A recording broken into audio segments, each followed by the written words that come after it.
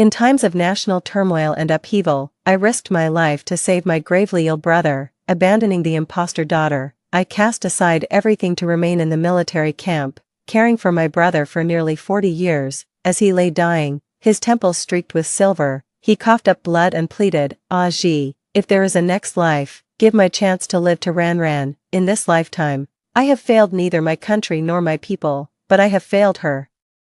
I nearly lost my life for him, gave up my dreams, and never married, yet he never spoke a word of it. For the last time, I wiped the blood from the corner of his mouth and nodded, all right, given a second chance at life, I refused to shortchange myself again. But the brother who couldn't let go of the fake young mistress even until his dying day stopped me, his voice trembling, "Ah Ji, have you forgotten your brother? The night I brought my brother Lu Chongting's ashes home." The diary he left behind suddenly went viral online, 1,000 pages of writing spanning nearly 40 years. It poured out all my longing for Jiang Ran, and my regret. The link to the webpage was sent to me by the girl next door. I'm over 60 now and never got the hang of smartphones. All these years of toil have left my eyes dim and weary. It took me quite a while to finally get that link open. I put on my reading glasses and leaned closer to the phone screen. After a good while, I could finally make out the handwriting in the photo. It had a soldier's crispness, yet with painstaking precision. It was indeed Lu Chongting's handwriting, unmistakably so. He wrote it with the most composed yet resigned words. 1. I drove away Jiang Ran, whom he had taken in for 7 years, amid the chaos of war. Jiang Ran risked her life to search for him. I saved him, only to cast Jiang Ran aside. Why did I drag Jiang Ran away? The peril I faced while saving him, how I nearly lost my life. He never breathed a word about it. My hands wouldn't stop trembling, my heart filled with bitter resentment, layer upon layer, the ink bleeding through the page. I spent the entire night poring over those hundreds of thousands of words. By the time dawn broke, my eyes were already dry, swollen, and bloodshot. Yet I still found not a single word of kindness about me in his writing. For nearly 40 years, I've let go of almost everything. I gave up my dreams and stayed in military logistics. I spent my whole life tending to his injuries, only to be repaid with the final entry in his diary, "Ah Ji, in this life I have lived up to my parents' expectations, and remained faithful to our country and people. If there is an afterlife, my only wish is to never let Ran down." Just as he said with his dying breath, the entire internet was moved to tears. I'm moved by General Lu's unyielding spirit and decades of service to the nation, yet beneath that tough exterior lies a tender heart. Then came the accusations and harsh words directed at me. They called me narrow-minded, unable to accept Jiang Ran who had stood by Lu Chongting for 7 years. They accused me of being cold-hearted, claiming I deliberately refused to save Jiang Ran in her moment of crisis. I wanted to defend myself. But how could I contend with millions of accusing voices? How could I argue against the saying, "A man's words are kind when death is near"? Lu Chongting is dead. His diary contains not a single word of reproach against me, yet it's enough to nail me to the pillar of shame, rendering my entire life's devotion utterly worthless. Lu Chongting's ashes were not interred in the state-designated cemetery, in accordance with his final wishes. They were laid to rest in the mausoleum where Jiang Ran was buried. Online, heartfelt laments echoed, "May their next life be one of perfect fulfillment." I was drowning in a tidal wave of public opinion. Like a sewer rat dragging its decrepit body, I hastily ended what remained of my life. I returned to the military compound, to that snow-blanketed year of 1975. In my ears echoed Lu Chongting's voice, lowered in furious humiliation. Ran isn't trying to take anything from you. Must you really push things this far?" My gaze fell upon Jiang Ran, kneeling in the heavy snow with her knees on the ground but her spine straight and unyielding. She lifted her head high, her face etched with sorrow yet radiating quiet dignity. "I don't expect Sister Luji to accept me, but I've taken care of my brother, taken care of Deputy Battalion Commander Lu for 7 years. His stomach is sensitive. At least before I leave, let me teach Sister Luji his usual meal plans and medication schedule." The military families watching nearby began murmuring with sympathetic sighs. Lu Chongting's face was taut with a mixture of fury and indignation. As if unable to bear the sight any longer, he turned his head away. This was a man who had never flinched through the harshest military training, yet now, even the corners of his eyes seemed tinged with red. I was lost in a daze for a long moment before suddenly snapping back to reality. The loneliness and sorrow of growing old and dying alone at home still felt so vivid, Yet it truly came to pass as Lu Chongting had wished. I was granted another life. This very day in my previous life marked the beginning of Lu Chongting's lifelong regret. Jiang Ran broke my most treasured family portrait. I'd had enough. Despite Lu Chongting's protests, I insisted on sending Jiang Ran away, but in this lifetime, he would have no regrets. I looked at Jiang Ran kneeling in the snow. After a long pause, he finally spoke. Then stay, Lu Chongting snapped. If she leaves this place, where else could Jiang Ran possibly go? He stopped mid-sentence. The words hanging in the air, it seemed to suddenly dawn on him what I meant. He turned his head, staring at me in astonishment. What did you say? I repeated calmly. Let Jiang Ran stay. Lu Chongting remained silent for a long moment, seemingly unable to believe what he had heard. After a long pause, he finally spoke with a guarded expression. What do you mean by that? He seemed so overwhelmed he couldn't even process simple words. Without another word, I turned and went back inside.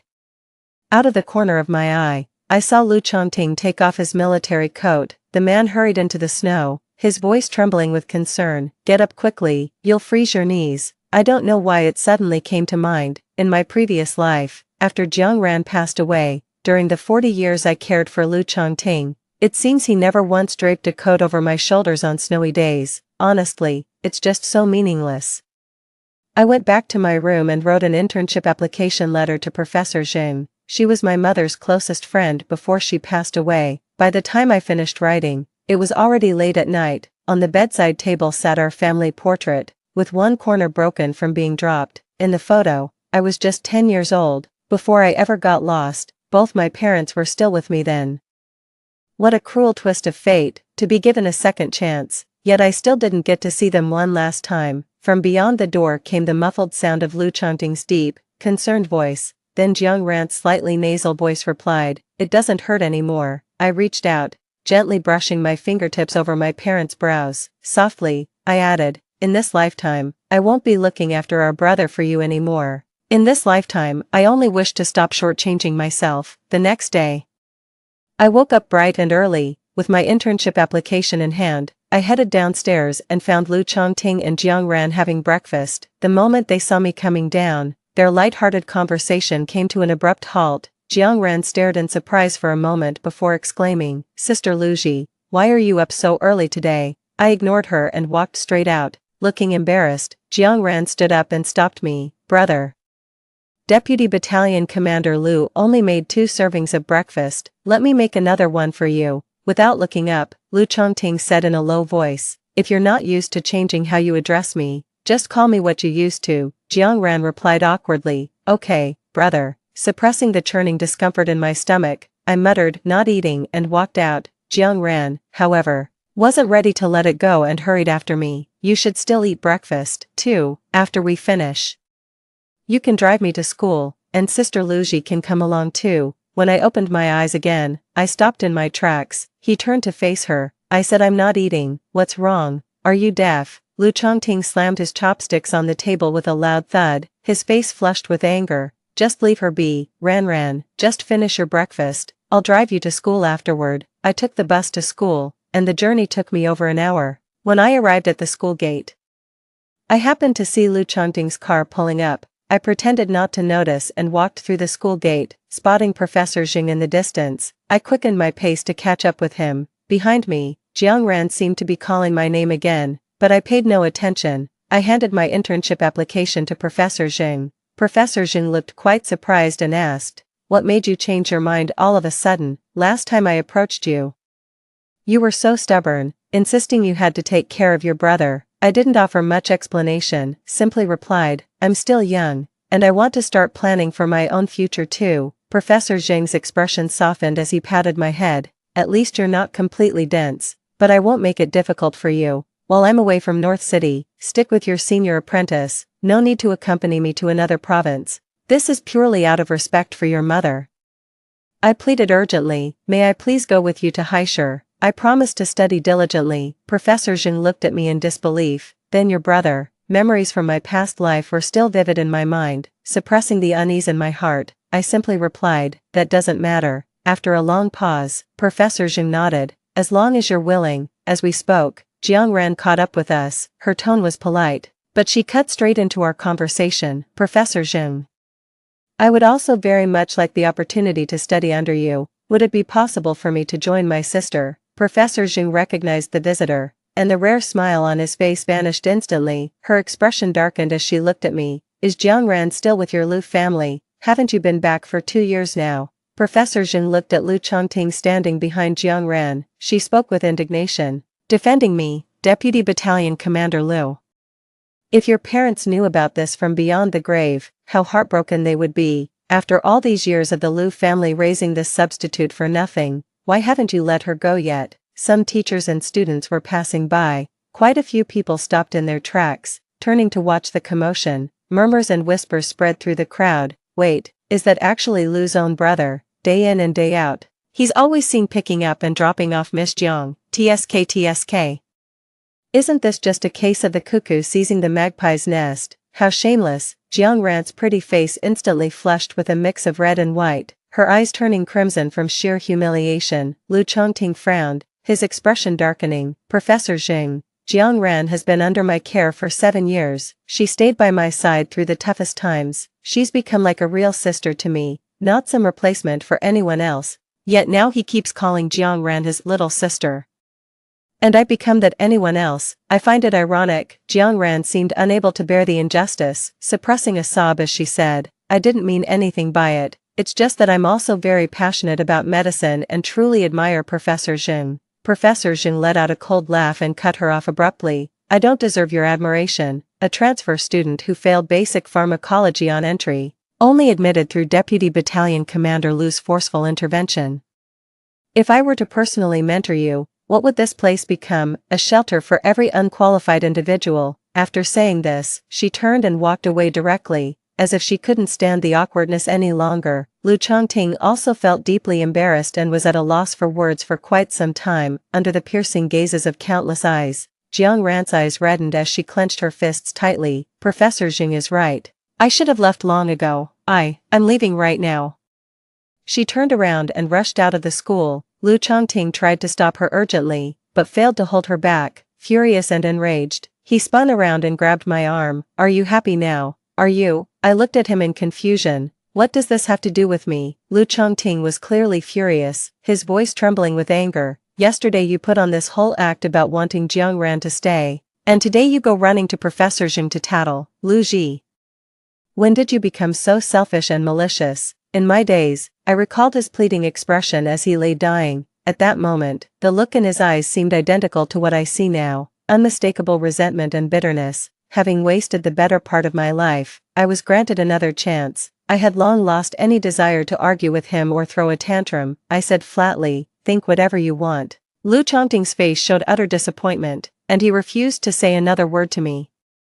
I turned around and hurried out of the school to chase after Jiang Ran. I stayed at school and attended classes as usual. That evening, one of Lu Chongting's comrades suddenly drove over. He said he was there on Lu Chongting's behalf to pick me up. They said Jiang Ran had gotten into some trouble.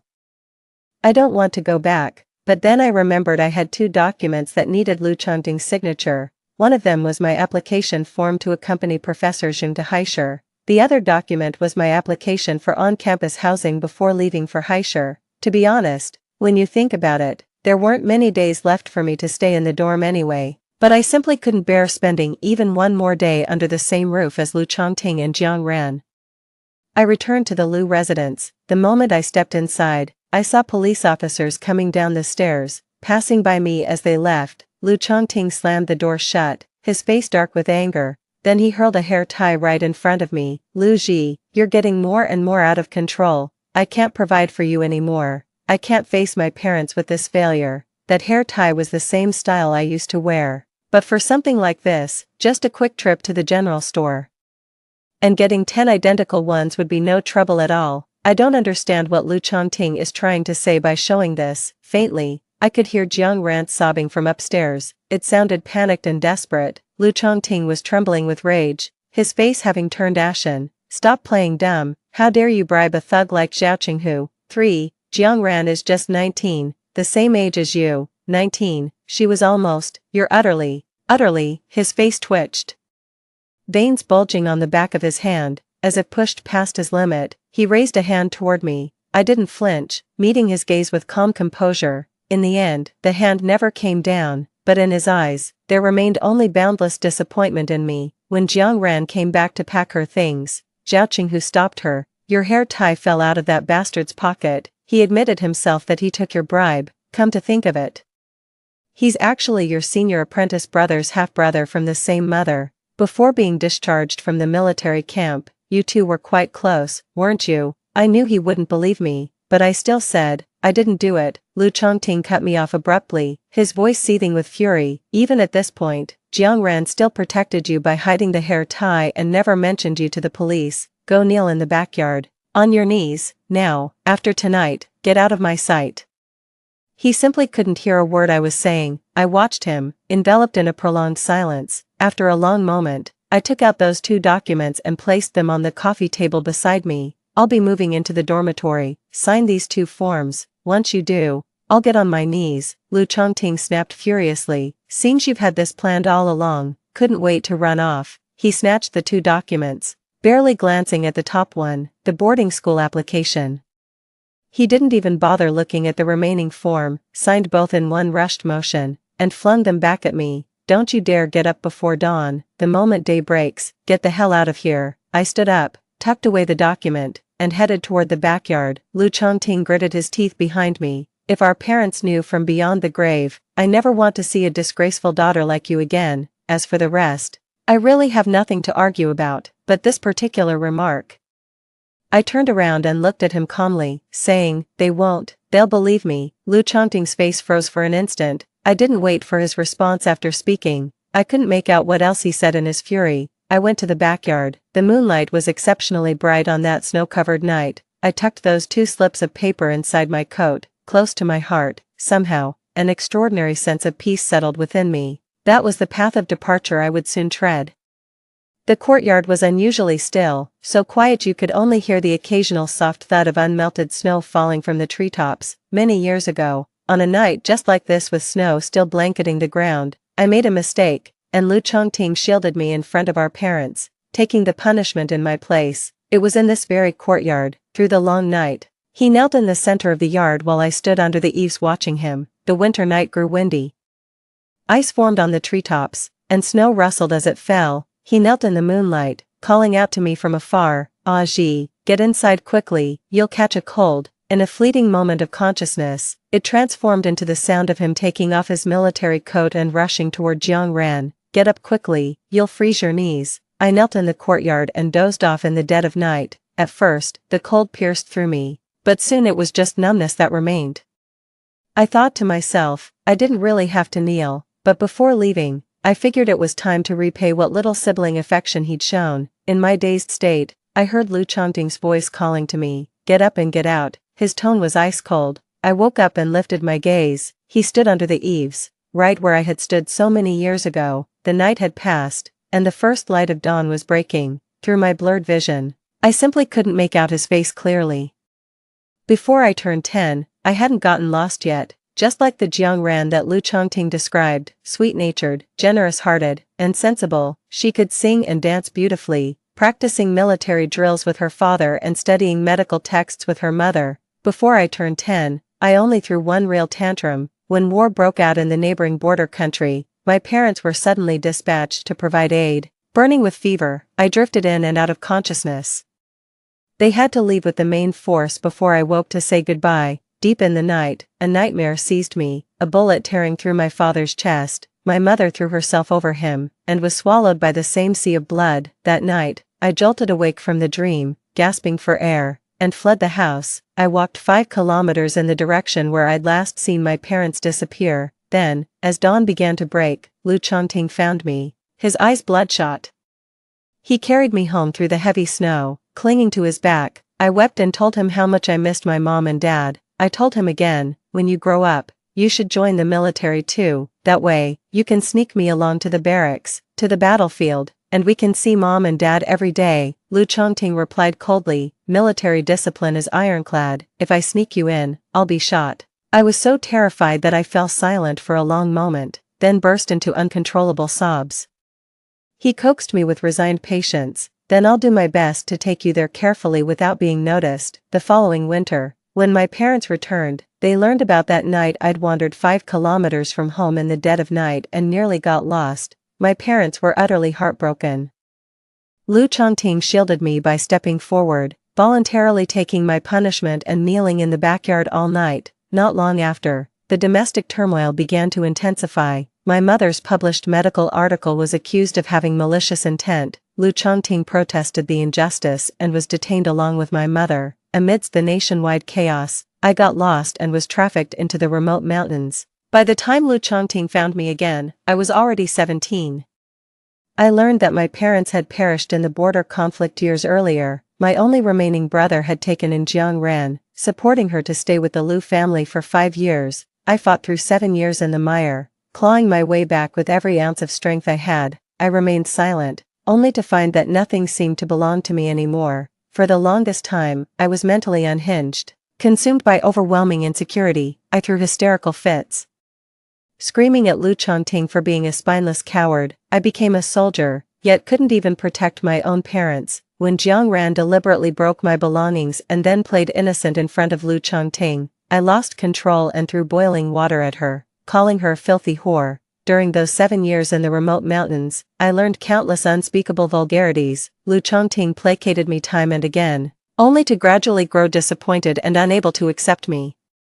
When I blamed him for failing to protect our parents, his face contorted with unbearable agony, for only Jiang Ran could mirror the person I was before turning 10. She brought him a bowl of ginger tea, soothing him with the words, "It wasn't your fault." Lu Chongting was increasingly lost in thought, his gaze fixed on her. I knew exactly what was on his mind. Jiang Ran was the spitting image of the sister he'd lost, but I no longer was. I was like a monstrous creature, repeatedly plunging a dagger into his heart. So he started avoiding me, unwilling or perhaps afraid to see me. Then in our previous life, I forcibly drove Jiang Ran away. When Lu Chongting and I went to the border war zone, Jiang Ran illegally infiltrated the medical team and followed us there. Falling into enemy hands again, she was used as leverage against Lu Chongting, defying military discipline. Lu Chongting rushed to her rescue. He risked life and limb to save Jiang Ran, who was barely clinging to life. With limited medical resources in the military zone, Jiang Ran's condition was beyond saving. As a military doctor, I had to let her go. After 3 days and nights without sleep, nearly dying from exhaustion, I finally pulled Lu Chongting back from the brink of death. After that, Lu Chongting developed psychological issues, compounded by his pre-existing stomach condition. He fell ill multiple times in the military camp. I couldn't bear to see him in that state. So I gradually gave up my medical career and stayed in the military logistics. I personally prepared all 3 daily meals to help regulate his diet. His health gradually improved, and he was promoted to battalion commander, eventually rising to the rank of division commander. I thought that was what siblings do for each other. In the end, we were always the ones who mattered most to each other. Little did I know, it would remain so until his dying breath. The one regret that haunted his thoughts was still only Jiang Ran. I pulled myself back from the tangled web of memories. As I struggled to rise from the courtyard, my legs had gone completely numb, and I nearly stumbled and fell in my unsteady state. Under the eaves, Lu Chongting's expression abruptly darkened. For a fleeting moment, I sensed he was eager to step forward and support me, but by the time I steadied myself, he remained standing in the same spot. His face remained taut and motionless. I smirked at the absurdity of my own thoughts. I went upstairs to the bedroom and packed a few essentials. Then I double-checked all the notes and textbooks I would need. Lu Chongting stood at the bedroom door and asked me coldly, "What are you doing?" I looked up at him calmly and said, "Didn't you tell me to get out?" Lu Chongting was momentarily speechless. After packing my things, I passed by him to leave. He flared up for no reason. "What's with that attitude? After pulling such a despicable stunt, was I wrong to tell you to get out?" He blocked the doorway. I had to stop in my tracks and reply, "No, you weren't wrong. Since I'm leaving anyway, there's nothing left for me to argue or explain to him. I'll stay on campus for a few days before heading to Haishur with Professor Xing. Once I've completed my studies, I might be able to secure an opportunity to serve at the border like my parents did. My greatest regret, in this life and the last, has always been not being able to see my parents one final time. I never even got to see their ashes. By the time I was found, they had been gone for many years. The original manuscript of my mother's unfinished medical book was given to the medical school. A transcribed copy was left to me. When it came into my hands, even the pages had already yellowed with age. In this lifetime, I want to finish writing that incomplete medical book on her behalf. I want to go to the border, to carry on their enduring wish for the peace of these lands, and to meet the spirits of the departed. In this life, I will make sure it is done. I pushed Lu Chongting aside and headed downstairs with my backpack. Lu Chongting stood behind me in prolonged silence. Just as I reached the bottom of the stairs and was about to leave, he came chasing after me and snapped, "If you were truly sorry, before you leave, go to Jiang Ran's room and make a proper apology to her." I stopped in my tracks and turned to face him. "You wanted me to kneel, and I did. As for the rest, I'm not sticking around for it." Lu Chongting's face suddenly turned ashen, his expression seething with rage. "If you don't apologize, then forget about staying in the dorm. Drop out and get out of here." My fingers tightened silently around the strap of my backpack. I reminded him calmly, "You signed my dorm application in exchange for me kneeling all night, Deputy Battalion Commander Lu. Does a military officer of your standing really go back on his word?" Lu Chongting's face contorted with rage. "What did you just call me, Lu Ji? You're getting more insolent by the day. I swear I'm going to." Before he could finish speaking, Jiang Ran's painful coughing echoed from upstairs. Lu Chongting's face darkened. "Stay right there," he snapped, turning to hurry upstairs. I paid no further attention and walked straight out. After days of heavy snowfall, the snow finally stopped in North City. The weather had turned even colder, with patches of ice glazing the roads. Bus services became infrequent as vehicles struggled to navigate the icy conditions. It took me over 2 hours to finally reach the school. Fighting through dizziness, I submitted both application forms to the school administration. Over the next few days, I continued making preparations for leaving school and heading to Haishur. On the morning of the third day, my cold and fever suddenly worsened, so my senior Peiyu took me to the hospital. When I arrived, I happened to run into Lu Chongting and Jiang Ran again. Jiang Ran was in the room next to mine, with Lu Chongting staying by her side. Rumor has it her mental state was so dire that she jumped from her bedroom window, even though it was just the second floor, with grass below. Yet Lu Chongting cancelled his military duties last minute, defying orders to take extended leave and stay by her side. It seems this cost him the promotion to battalion commander. Whenever I stepped out to fetch water or meals, I'd often hear her crying. Lu Chongting patiently coaxed her, over and over, just like how you'd comfort a child, the way he used to comfort me before I turned 10. As I passed by the hospital room, my eyes met Jiang Ran's innocent gaze. Her eyes looked pitiful, yet held a hint of smugness. 5. In the evening, Lu Chongting abruptly left, apparently due to an urgent matter at the military camp. One of Jiang Ran's classmates came to visit and pulled her along the corridor. They then stood outside my hospital room, chatting and laughing in hushed tones. "You've got some nerve. What if Zhao Qinghu had actually laid a hand on you?" "I'm not stupid. Zhao Qinghu's been tailing me every other day, all bark and no bite. Besides, the military compound is swarming with armed guards." The moment I called out, people came running. I went all the way to the supply cooperative to buy that hair tie. I said it was Lu Ji's. Lu Chongting wouldn't dare investigate. "Do you really think he'd have the nerve to make that public? If this turns out to be true, Lu Ji will be detained along with Zhao Qinghu and her reputation will be ruined." I sat on the edge of the bed, organizing the last of my medical notes. Seeing that I remained unresponsive, Jiang Ran left in frustration and disappointment. In my previous life, she had provoked me in the same way. In a fit of rage, I got into a conflict with her, injured her, and then told Lu Chongting what she had said, but all Lu Chongting saw were the wounds on Jiang Ran's arm. In his heart, Jiang Ran was always the pure and flawless one, even at death's door. He only remembered Jiang Ran's goodness, what I couldn't change despite 40 years of effort.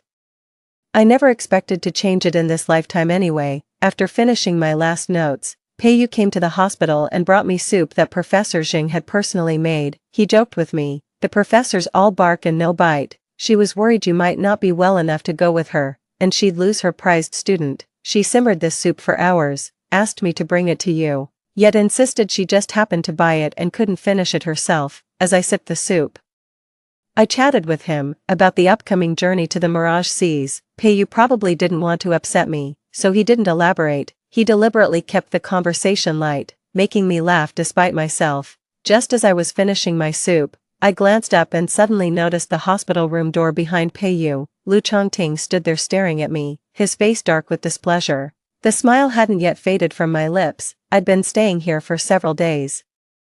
But he'd been next door with Jiang Ran the whole time. This was his first visit, though visit might be too generous a term. How bizarre, and rather ridiculous. I averted my gaze and paid it no mind. The next morning, as I was heading downstairs to grab breakfast, Lu Chongting suddenly grabbed my arm. Though he always had an energetic demeanor, dark circles now shadowed his eyes, probably worn out from taking care of Jiang Ran. He scolded me coldly. Didn't I warn you?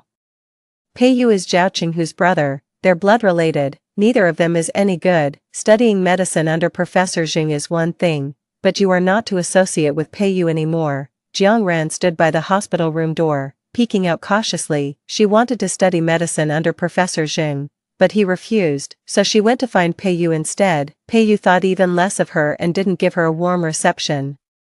No doubt Lu Chongting suddenly came to talk to me about this because she stirred things up. I snapped in anger. My senior brother is an upright man who's never had any dealings with Zhao Qinghu. He doesn't need your judgment. Lu Chongting's fury intensified. Is that any way to speak to your elder brother? If it weren't for Pei Yu, you'd never have gotten involved with scum like Zhao Qinghu. My temples were throbbing with rage. Over the past 2 years since I was found, Pei Yu has been looking out for me more often than not. I glared at Lu Chongting furiously for a while before realizing it really wasn't worth arguing with him. I struggled to contain my emotions, then after a long pause let out a soft chuckle. Just focus on keeping Jiang Ran in line, mind your own business. I pushed Lu Chongting's arm away and walked off, but he caught up with me again. He spoke through gritted teeth, his tone softening slightly. Enough.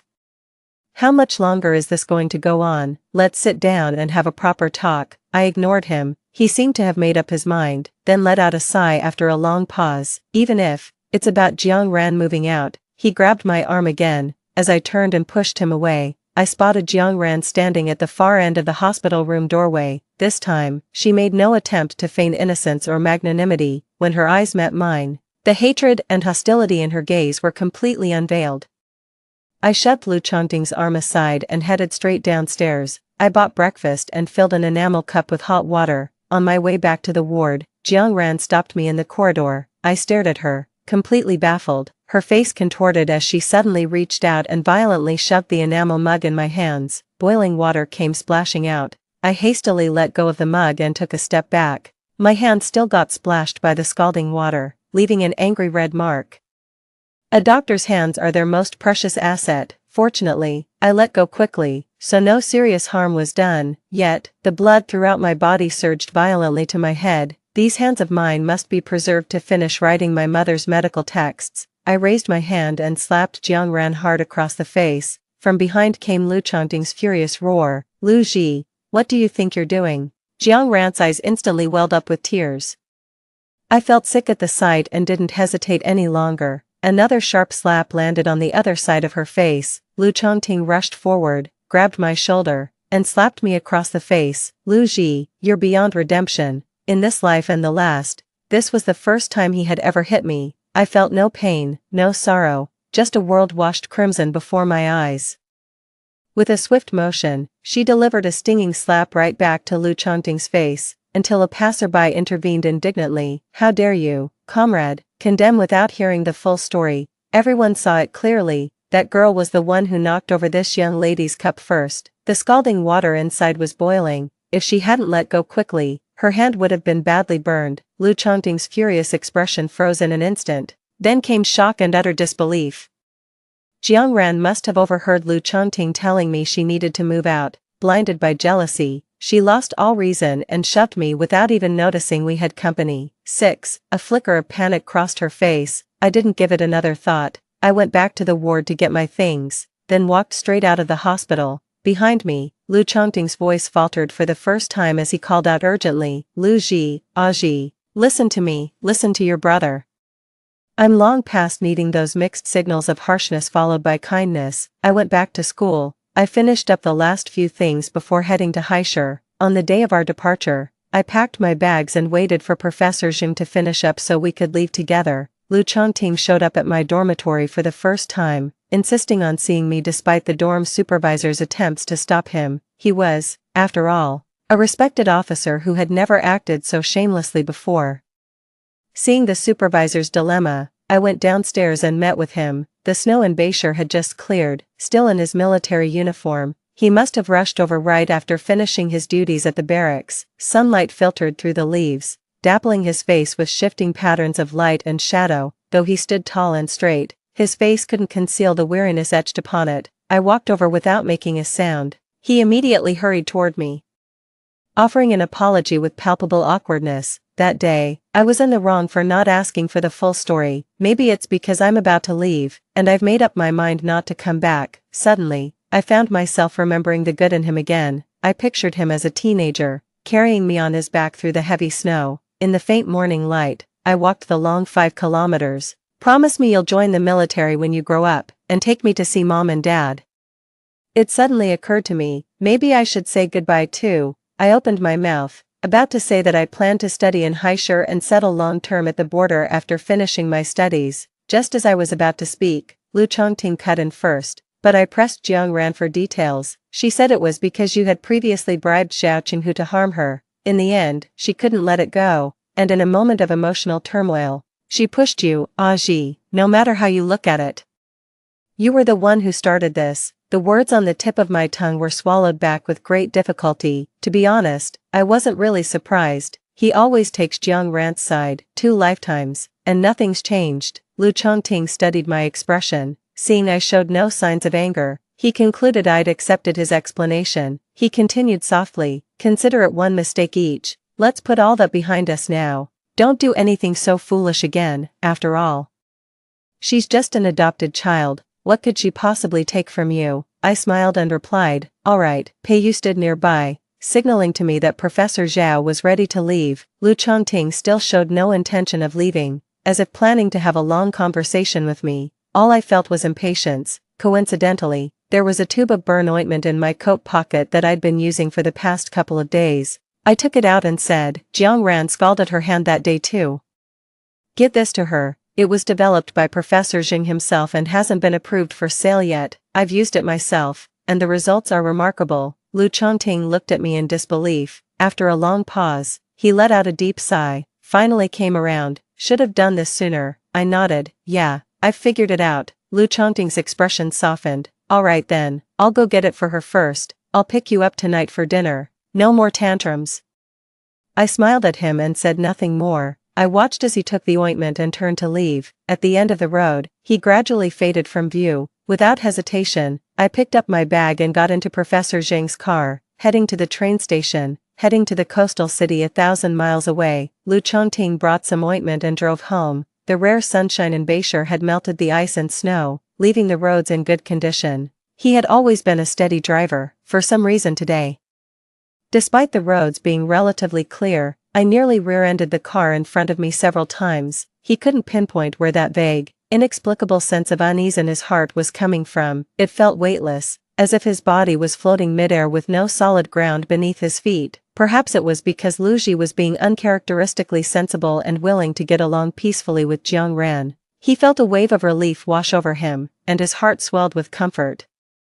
Lu Chongting returned to the military compound. As he entered, a military family member greeted him. Deputy Battalion Commander Lu is back. Haven't seen Xiaoji for days, have we? Lu Ji would occasionally stay at classmates' homes for several days without returning. He never bothered explaining such absences to the neighbors. But today, Lu Chongting responded with unusual gravity. She's just been busy with school lately. 7. She even asked me to pick her up tonight so she can come home for dinner. As the words left his mouth, he couldn't tell for a moment whether he was saying this for someone else to hear, or to comfort himself. Lu Chongting returned home and went to Jiang Ran's bedroom. Jiang Ran was still lying in bed, her eyes red and swollen, although that night, Xiao Qinghu only managed to tear off her outer garment before a passing guard apprehended him. Yet Jiang Ran claimed to have suffered severe shock and psychological trauma. He let out a soft sigh, feeling not just heartache but also a pang of guilt. Lu Ji was his biological sister. Naturally, as her brother, he too bore some responsibility for the mess Lu Ji had created. He owed Jiang Ran some form of compensation. Lu Chongting approached the bedside and sat down, while Jiang Ran began to weep pitifully once more. He handed her the ointment, coaxing her gently. Lu Ji asked me to bring you this burn ointment. She'll be back tonight, and I'll make sure she apologizes to you in person." Jiang Ran, ever the sensible one, repeated the same refrain, insisting she bore Lu Ji no ill will. Lu Chongting's mind had drifted for some reason, barely registering her words. He glanced sideways at the barren windowsill. Suddenly he remembered, many years ago, a pot of begonias had bloomed there. Lu Ji loved crabapple blossoms most, just like her parents. After Lu Chongting brought her back home, she potted one on the windowsill. Later, Jiang Ran claimed to have a pollen allergy. Lu Ji called her a pretentious bitch, sneering that she must have a dog's nose to catch allergies through a bedroom wall. Lu Chongting couldn't stand her vulgar language and, in a fit of anger, threw the flowers away. Later, Jiang Ran complained that her bedroom faced away from the sun and she couldn't bear the gloom. As she spoke, her eyes darted toward the master bedroom where Lu Ji lived. That time, Lu Chongting actually had no intention of defending Jiang Ran. Without another word, Lu Ji moved straight into the secondary bedroom. Jiang Ran, as expected, settled into the master bedroom. Lu Chongting suddenly realized this bedroom faced the sun, but the windowsill felt starkly empty without that pot of begonias. He wondered again, was it really just that begonia plant that was missing? Jiang Ran seemed to be calling to him from nearby, but his mind was elsewhere. He felt unsettled all day long. When evening finally drew near, he had the meal prepared. I drove again to pick up Lu Ji from school. The car was parked outside the campus. Waves of day students streamed out after school, but as dusk settled, that familiar figure never appeared. Night had fallen completely, and the streetlights flickered on. No more students emerged from the school gates. Lu Chongting couldn't figure out what was going on. He thought Lu Ji might have forgotten her promise to come home for dinner. After showing his ID to the security guard and explaining his reason for visiting, he entered the school campus. He made his way to the academic building, where he happened to see Pei Yu and Dean Chen of the medical school walking out side by side. One was Lu Ji's most frequently seen senior colleague, the other a respected mentor she held in high esteem. There was no way these two wouldn't know about Lu Ji's whereabouts. Lu Chongting immediately quickened his pace to catch up, cutting off their path. Dean Chen's face froze in an instant, his voice tinged with confusion as he said, "Lu Ji, didn't Lu Ji leave with Professor Xing this afternoon?" "It could be years, Deputy Battalion Commander Lu, you know that." Lu Chongting staggered as if struck by a thunderbolt, nearly losing his balance. "What do you mean? What do you mean? Lu Ji left with Professor Xing. What do you mean? At least a few years. Where did she go?" Dean Chen looked even more perplexed. "Didn't you personally approve Lu Ji's leave of absence? Professor Xing has always been as elusive as a phantom. You'll have to ask them yourself where this went." Lu Chongting felt the blood rush to his head, a ringing filling his ears. He had always prided himself on maintaining proper decorum in word and deed, but now, overwhelming rage and anxiety swiftly shattered his reason. "When I spoke, only reckless words came out. When did I ever sign anything?" "What do you mean? I should ask them myself. My sister is young and naive, and now she's just left your school without a word. I don't care who they left with. If anything happens to them, who at this school will take responsibility?" As he spoke, a sudden image flashed through his mind like lightning. Lu Ji handed him the form, explaining it was a dormitory application. He was so furious at that moment that he signed it after just a glance. The boarding application should have been a single form, yet he distinctly remembered signing 2 copies. Lu Chongting suddenly felt the hairs on his neck stand up. He couldn't believe it, much less accept, that Lu Ji would actually leave, without warning, without a sound. They vanished without a trace. Dean Chen was momentarily at a loss, caught between a rock and a hard place.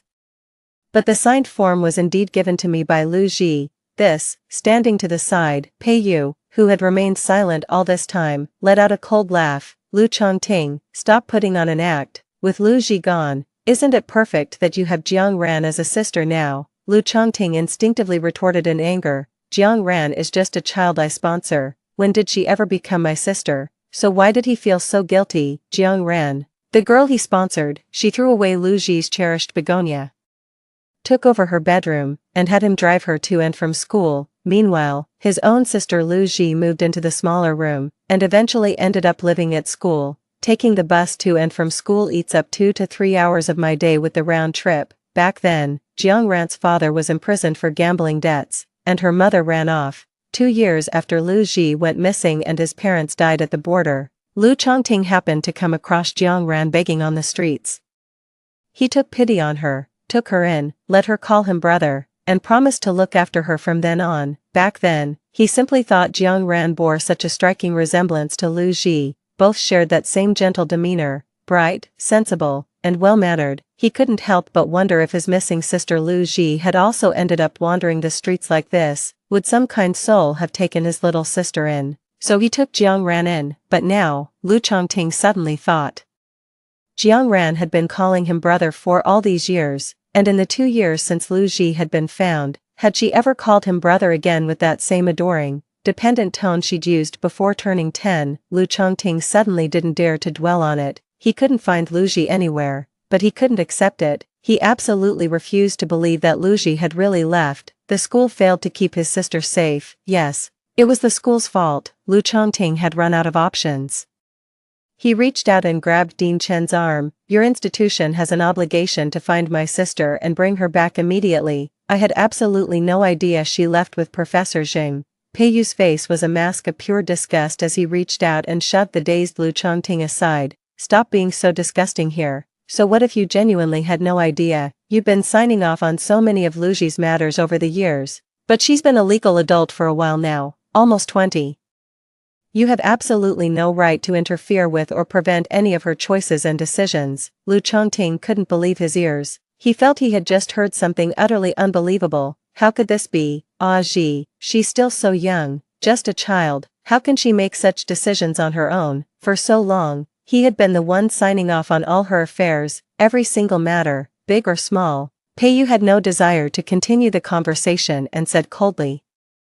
Save that ridiculous term kid for your delicate, innocent Qin Ran. No matter how hard Lu Chongting searched, he couldn't find Lu Ji anywhere. He returned home utterly dejected. Jiang Ran wept before him again, saying she kept reliving that night's events and felt terrified.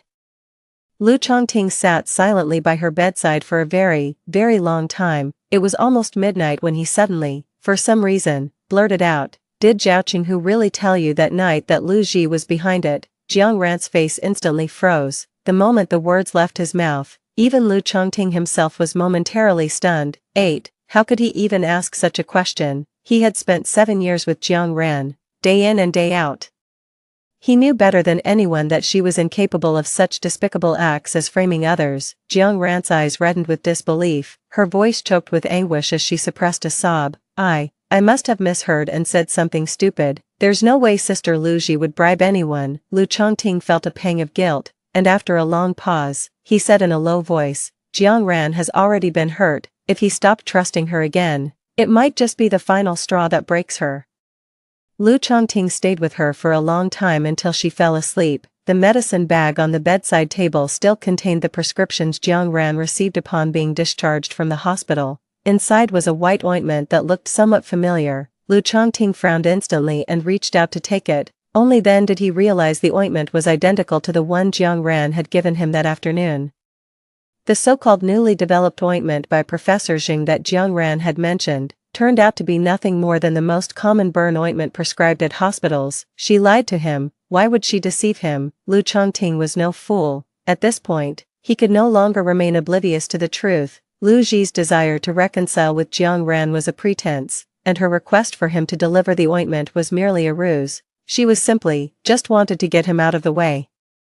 Just desperate to leave. Not even a simple goodbye was I willing to offer before walking out. Do you really hate him that much? Have you truly not a single shred of attachment left? A dull ache began to pulse in Lu Chongting's head. His chest felt tight, as if stuffed with cotton. His thoughts were muddled, and he struggled to catch his breath. On the bed, Jiang Ran began to sob softly again, lost in some nightmare. For some reason, Lu Chongting suddenly felt restless and impatient. He got up and went into the study, closing the door behind him. He lit a cigarette. Military discipline was strict, so he rarely smoked under normal circumstances, but tonight, the ashtray was slowly filling with cigarette butts. In the dead of night, Jiang Ran woke up and came knocking at his door. Thunder rumbled outside, a rare occurrence in winter, and she said she was scared. Lu Chongting pretended to be asleep, feigning ignorance. It just suddenly occurred to him that Lu Ji used to be terrified of thunderstorms too. Before Lu Ji turned 10, her parents were often away from home. Every time thunder rumbled and lightning flashed, she would come crying to his bedroom. Later, he found the 17-year-old Lu Ji again, No matter how loud the thunder roared at night, only Jiangran would cry. Lu Ji never came to him again. Lu Chongting used to think that perhaps after being lost for so many years, what she once feared no longer frightened her, but now, it suddenly occurred to him, was she truly unafraid, or should I stop counting on his protection? Amidst the chaos in his mind, he recalled his mother's suicide letter. Lu Ji was the only one she couldn't let go of. Chongting, you must bring our sister back safe and sound, you must take good care of your sister, she may seem well behaved, but she's actually quite timid.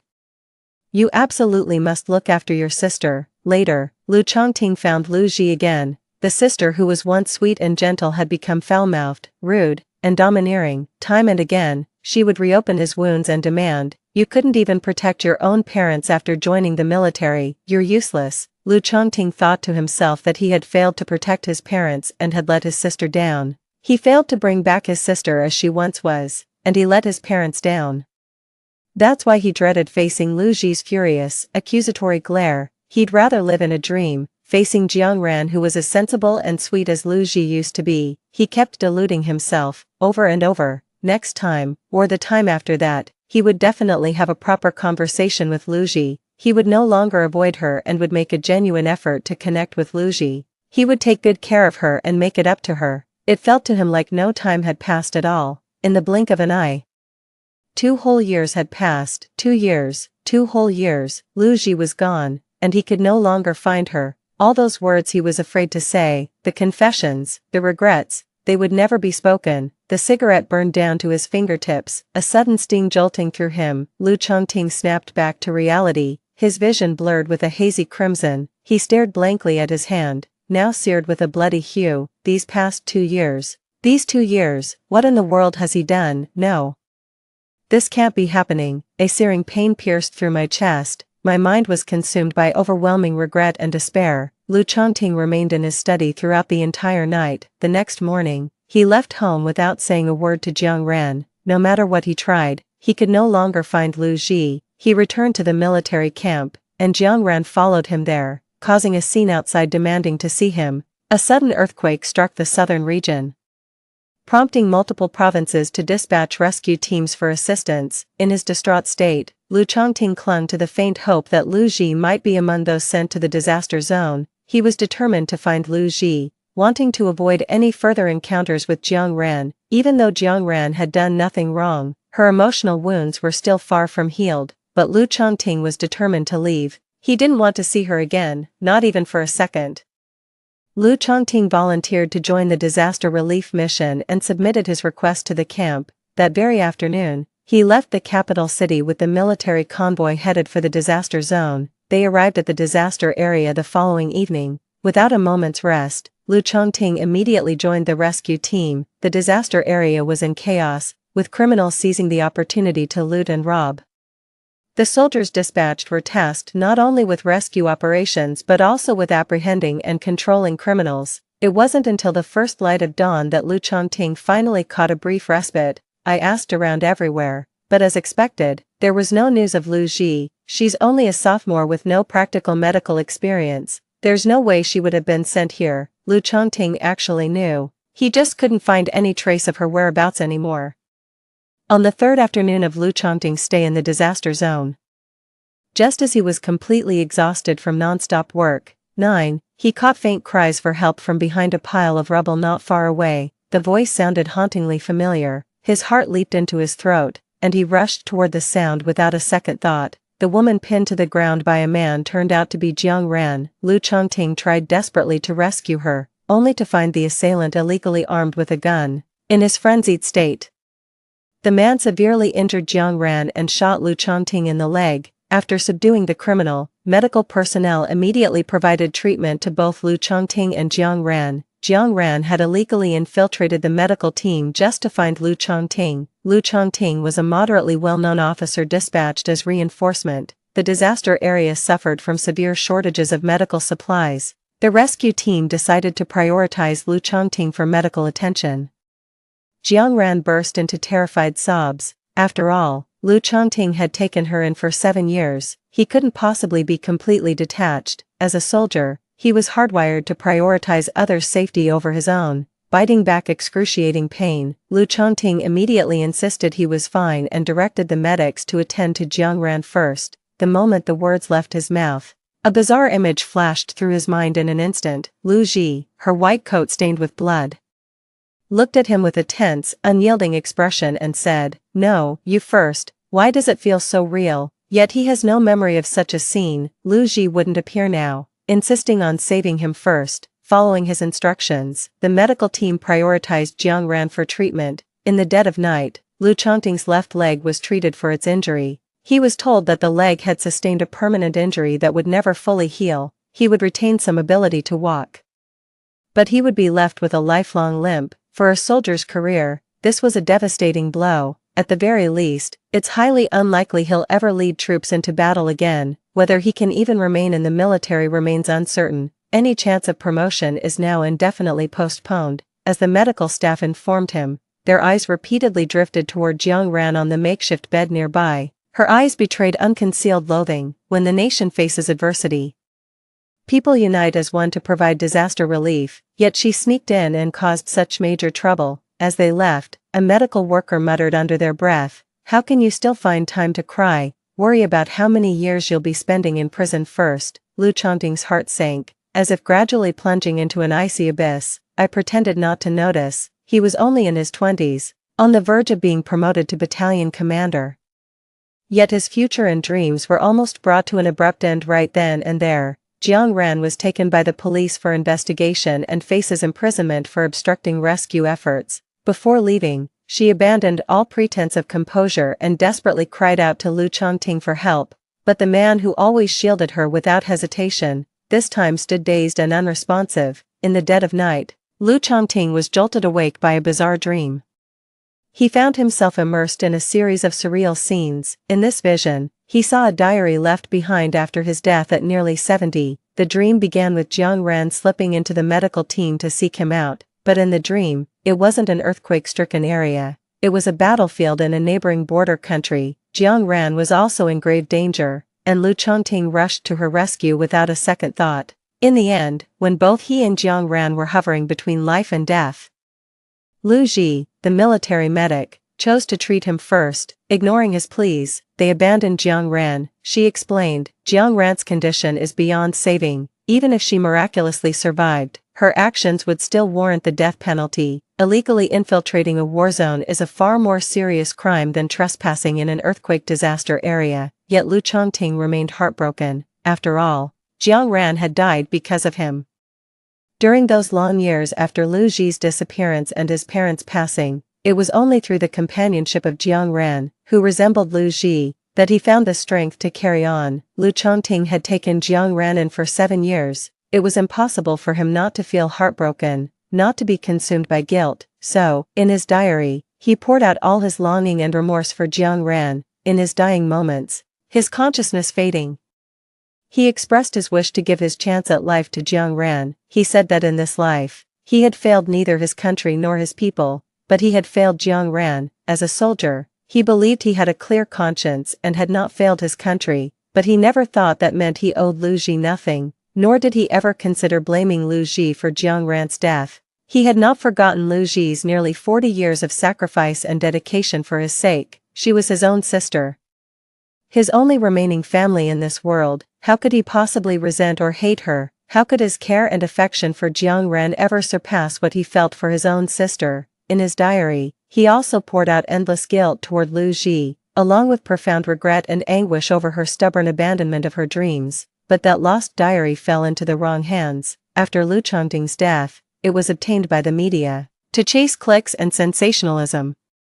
Journalists took the diary out of context and deliberately twisted its contents. They erased most passages about Lu Ji, leaving only his regrets regarding Jiang Ran. They deliberately highlighted only the fact that Lu Ji had abandoned Jiang Ran, while omitting the reasons behind it. And so, Lu Ji, who had sacrificed everything to care for him for nearly 40 years, was slandered, vilified, and attacked after his death, like a rat scurrying across the street.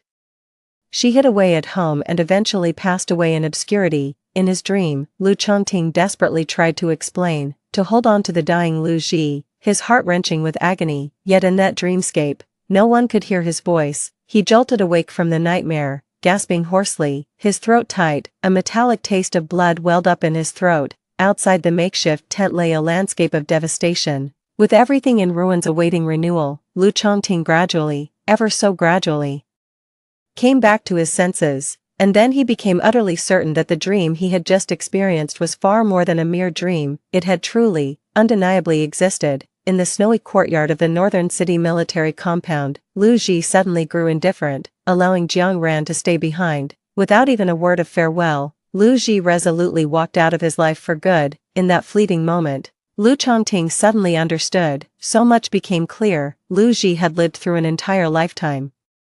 In that lifetime, she nearly gave up everything for him, yet his posthumous diary contained only memories of Jiang Ran, and through journalists' accounts, his resentment toward Lu Ji for failing to save Jiang Ran. But that's not true, it's just not. That's not how it was. Like a sharp blade piercing straight into Lu Chongting's heart, that soul-crushing agony even surpassed the pain of losing his leg and seeing his future crumble. In her final moments of that lifetime, how deeply must she have hated? How utterly desperate must she have been, she thought. She truly believed. All his life he held nothing but resentment toward her. Not a single fond memory of her goodness ever crossed his mind, she thought. She truly believed. But no, that wasn't it at all. A searing pain shot through every fiber of his being. Lu Chongting left the disaster area and returned to his home in Beishur. He was desperate to see Lu Ji. Frantic to explain himself, he still believed he could make her understand.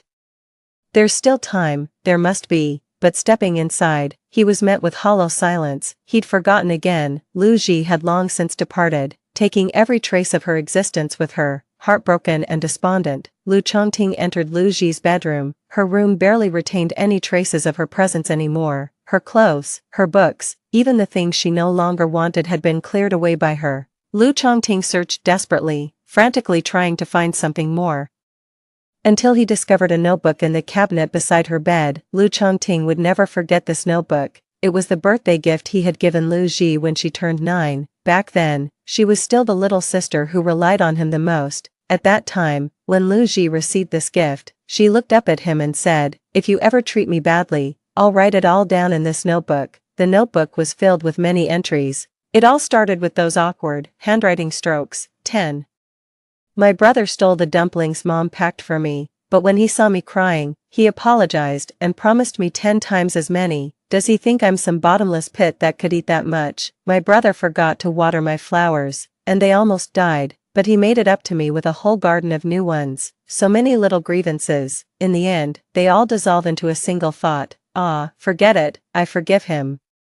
Later entries show Lu Ji's handwriting at age 17, neat and graceful strokes. There was one breakfast short, so my brother gave mine to Jiang Ran. My brother threw away the crabapple blossoms. This time, he didn't apologize or replace my entire garden of flowers. Oh, it's been so long since he last apologized to me, he said. Lu Ji, you need to apologize to Ran Ran. Lu Ji, you're in the wrong. Lu Ji, how did you become like this? Forget it, never mind.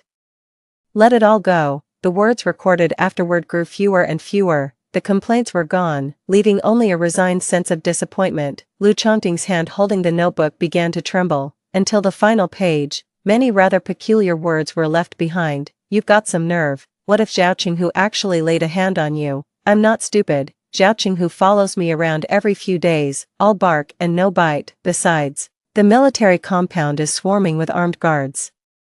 All I had to do was yell, and people came running. I went all the way to the supply and marketing cooperative to buy that hair tie. I said it was Lu Ji's, and Lu Chongting didn't dare to investigate. Do you really think he'd dare to make that kind of thing public? If this is true, Lu Ji would be detained along with Zhao Qinghu. What does that mean? Lu Chongting furrowed his brow. Gradually, a dreadful suspicion began to surface in his mind. These couldn't be the words Lu Ji intended to say. Rather, she always carried her notebook out of habit. These were just recordings of other people's conversations. Who said them? The answer is all too obvious. Accused Zhao Qinghu of assaulting her, claimed Lu Ji put him up to it, and said she found Lu Ji's hair tie. It was Jiang Ran. But how could this be? How is this even possible? Lu Chongting had taken Jiang Ran in for 7 years, past life, present life. He had never once doubted Jiang Ran's character. She was sweet-natured, sensible, and magnanimous. Lu Chongting shook his head in utter despair. Impossible, absolutely impossible. Yet, the well-behaved Jiang Ran caused Lu Ji's begonia to be cast aside. The obedient Jiang Ran moved into Lu Ji's master bedroom. The magnanimous Jiang Ran allowed Lu Ji to take the bus to and from school, and even arranged for her to live on campus. Really, truly, was she really that well-behaved and innocent? But it's been 7 years, 7 whole years. Could it be that he was actually wrong? But what if he was wrong, all these years, all these long years, there's even a whole lifetime from a previous existence, how much humiliation and mistreatment must Lu Ji have endured? No, no, impossible. Someone knocked on the door downstairs, and then Lu Chongting's comrade came in and went upstairs to find him. The visitor looked helpless and troubled. Old Lu Jiang Ran was taken away by the police and has been refusing to cooperate with the investigation, making a scene and demanding to see you. You see, after all, she's your person. Lu Chongting stared blankly at the newcomer. His mind was in complete disarray, racked with violent, convulsive pain. Instinctively, he still wanted to run away. He couldn't bring himself to imagine it, didn't dare to. If that speculation turns out to be true, how could he possibly bear it? Lu Ji was gone, she had left.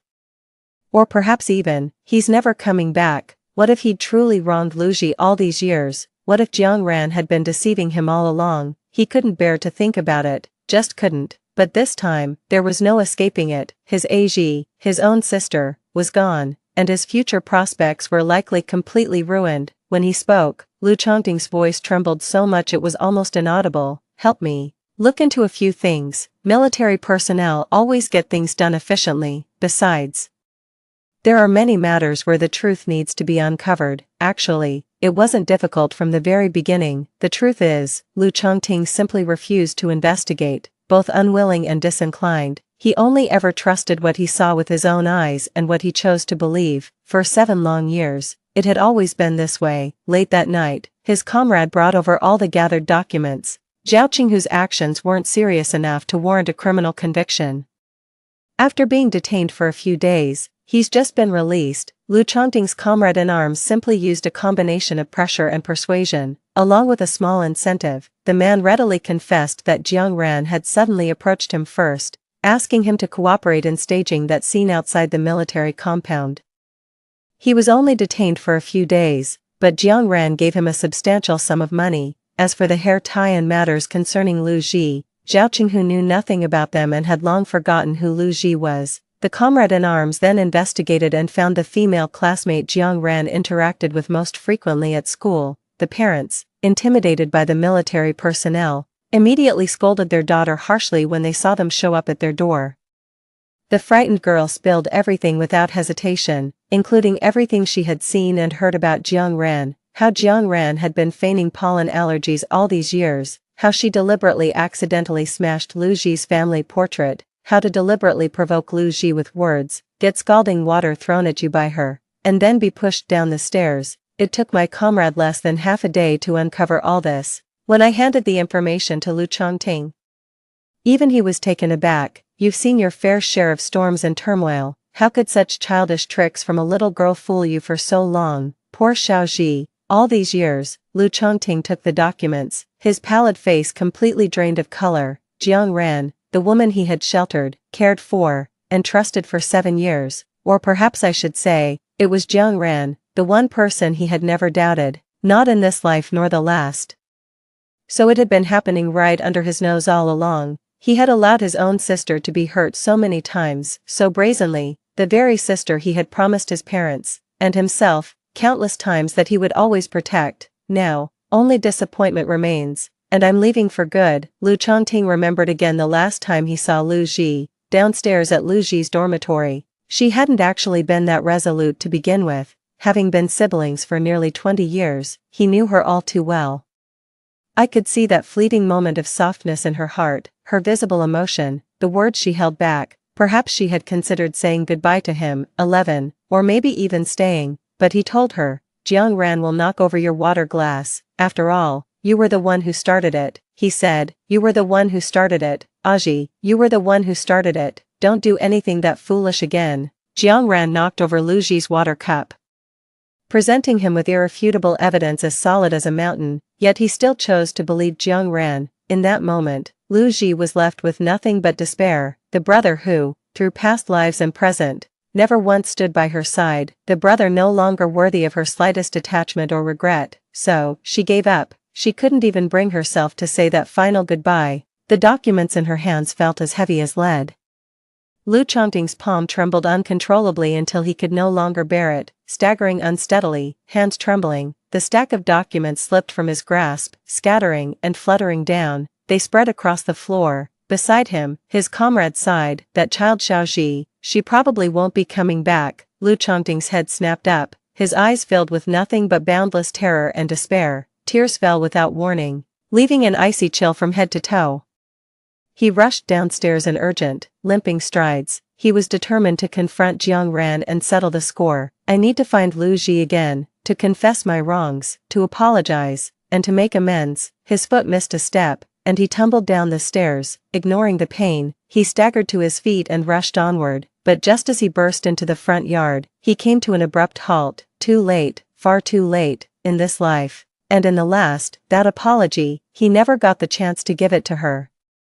In his past life, the media twisted the words from his diary, but now, fate has granted him a second chance. In this new life, he repeated the same mistake countless times. He chose to trust Jiang Ran, abandoning Lu Ji. Through past and present lives, he was never innocent. Deep winter in northern city brought yet another snowfall. Snowflakes drifted down in a flurry, blanketing the courtyard. A fellow soldier's family member passed by and asked curiously, "Deputy Battalion Commander Lu, hasn't Xiaoji returned yet?" Lu Chongting gazed out at the vast expanse of snow, his expression vacant, tormented, and utterly desolate. Never before had he been so acutely aware of it as he was at this very moment. Lu Ji had left him, she was never coming back. His body collapsed into the snow. Lu Chongting covered his face, his entire body trembling uncontrollably. He could no longer hold back, choking back sobs as he broke down. "It was 15 years later when I returned to Beishur, in Haishur. I studied medicine for 5 years under Professor Jin. From theory to practice, I never allowed myself the slightest negligence or slack. After 5 years of study, I was recommended by Professor Jin. Together with my senior Peiyu, I went to serve as a doctor in the border war zone. While the nation enjoyed peace, the borderlands knew no tranquility. The Sino-Vietnamese war dragged on for a full decade. I remained at the border battlefield, dedicating myself to saving countless soldiers and innocent civilians. Though living conditions at the frontier were harsh, I found this lifetime profoundly fulfilling. I gradually continued writing the medical text my mother had left unfinished. My senior Peiyu stayed by my side and helped me get in touch with Professor Jin. Through letters or phone calls, after many years, the unfinished medical text finally reached its conclusion. I carefully mailed the medical book to Professor Jin.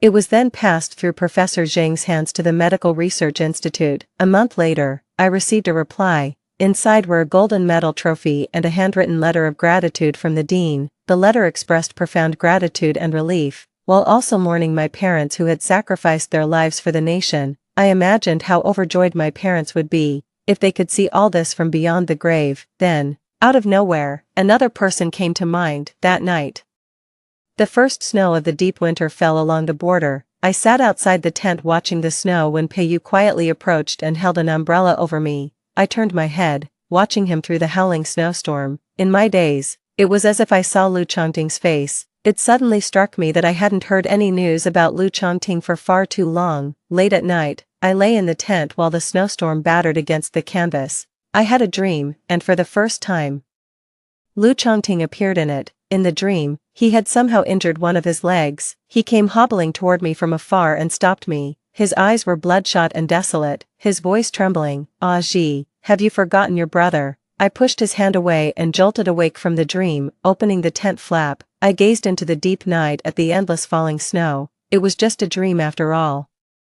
I thought to myself, he's been strong and robust since childhood, and after joining the military, he's become even more mindful of taking care of his health. In this lifetime, Jiang Ran did not die. There's no way he would have ended up with a crippled leg. After that night, I must have caught a chill and fell ill for a while. My head feels heavy and foggy, though it's not too bad, but it's been dragging on for over a month now. And I still haven't recovered. Peiyu kept glancing my way, only to let out a soft sigh after a long pause, saying nothing. At the end of the month, he suddenly brought it up. I need to go back to Bayshore for some family matters. Why don't you come with me to take a look? I instinctively replied, no, there's nothing there for me. My parents are gone, they died at this border, and I remain here, as if keeping them company. As for other relatives, in this lifetime, I have no need for any other family, Peiyu said softly. Think of it as going back to place the trophy and medical texts before your parents' grave. The next day, I still went with him. After 15 years, I returned to North City. Upon arriving in North City, my first stop was my parents' gravesite. The afternoon sky grew heavy and dark, threatening a downpour. As I arrived outside the cemetery, I happened to see a man in military uniform. His left leg seemed injured, and he was walking with a slight limp as he hurried out of the cemetery.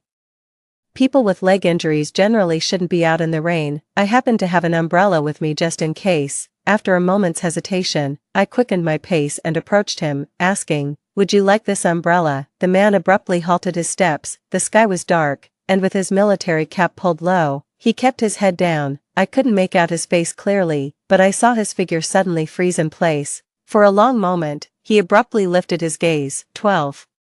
His weathered face trembled with shock and disbelief as he looked at me. For a second, I almost failed to recognize him, whether in past lives or this present one. In my memory, Lu Chongting has always been that soldier of unwavering integrity and commanding presence. Even when Jiang Ran passed away, even in his final days of old age, he did experience moments of despondency, but never had I seen him as broken as the man standing before me now. He dragged a crippled leg, his eyes desolate like an ancient well plunging into the abyss. Barely 40, yet his hair was already half silvered. As I looked at him, for a fleeting moment it felt as though the figure before me was scarcely human. So many years have passed, and I've weathered so much. In this life, I can truly say I harbor few regrets. Resentment no longer holds such weight for me. I wanted to greet him, yet in that moment, I found myself at a loss for what to call him. In my mind, it all began from the moment I was given this second chance at life. My brother was gone from my life. Lu Chongting's thin lips trembled as he murmured incoherently. After a long pause, he finally spoke in a hoarse, flustered voice. Ah Ji, you've come back. The corners of his eyes reddened, and his hands hanging at his sides trembled, yet he still strained to tug at the corner of his mouth, as if trying to force a smile. Little did he know how strangely awkward that smile looked, far from pleasant. I truly had no idea what to say to him. After a long silence, I could only manage a quiet reply. Yeah, it's been a while. I suppose my tone was still a bit too polite and distant after all. His face trembled violently, and after a long moment, his voice strained with pain. All these years, I've wondered countless times, how you would blame me, how you would resent me when we met again. Ah Ji, I'd rather you blamed me, shouted at me. Seems he'd figured everything out. But my surprise lasted only a moment before I murmured, that's all in the past now. In this lifetime, I fulfilled my own aspirations and carried out my parents' final wishes. As for me, nothing else really matters anymore. I walked past Lu Chongting and continued into the cemetery. Behind me came his anxious, urgent voice. You left that notebook for me on purpose back then, didn't you? My steps faltered. A memory surfaced. 15 years ago, I went back one last time before leaving. But in the end, I left that notebook in the bedroom. I still don't know why I left it behind. Perhaps it came to me in a sudden flash of memory. Many years ago, when my parents were still with us, one New Year's Eve, Mother took my hand and Lu Chongting's. Placing them together, she said softly, from now on, Chongting and Xiaoji must always look after each other.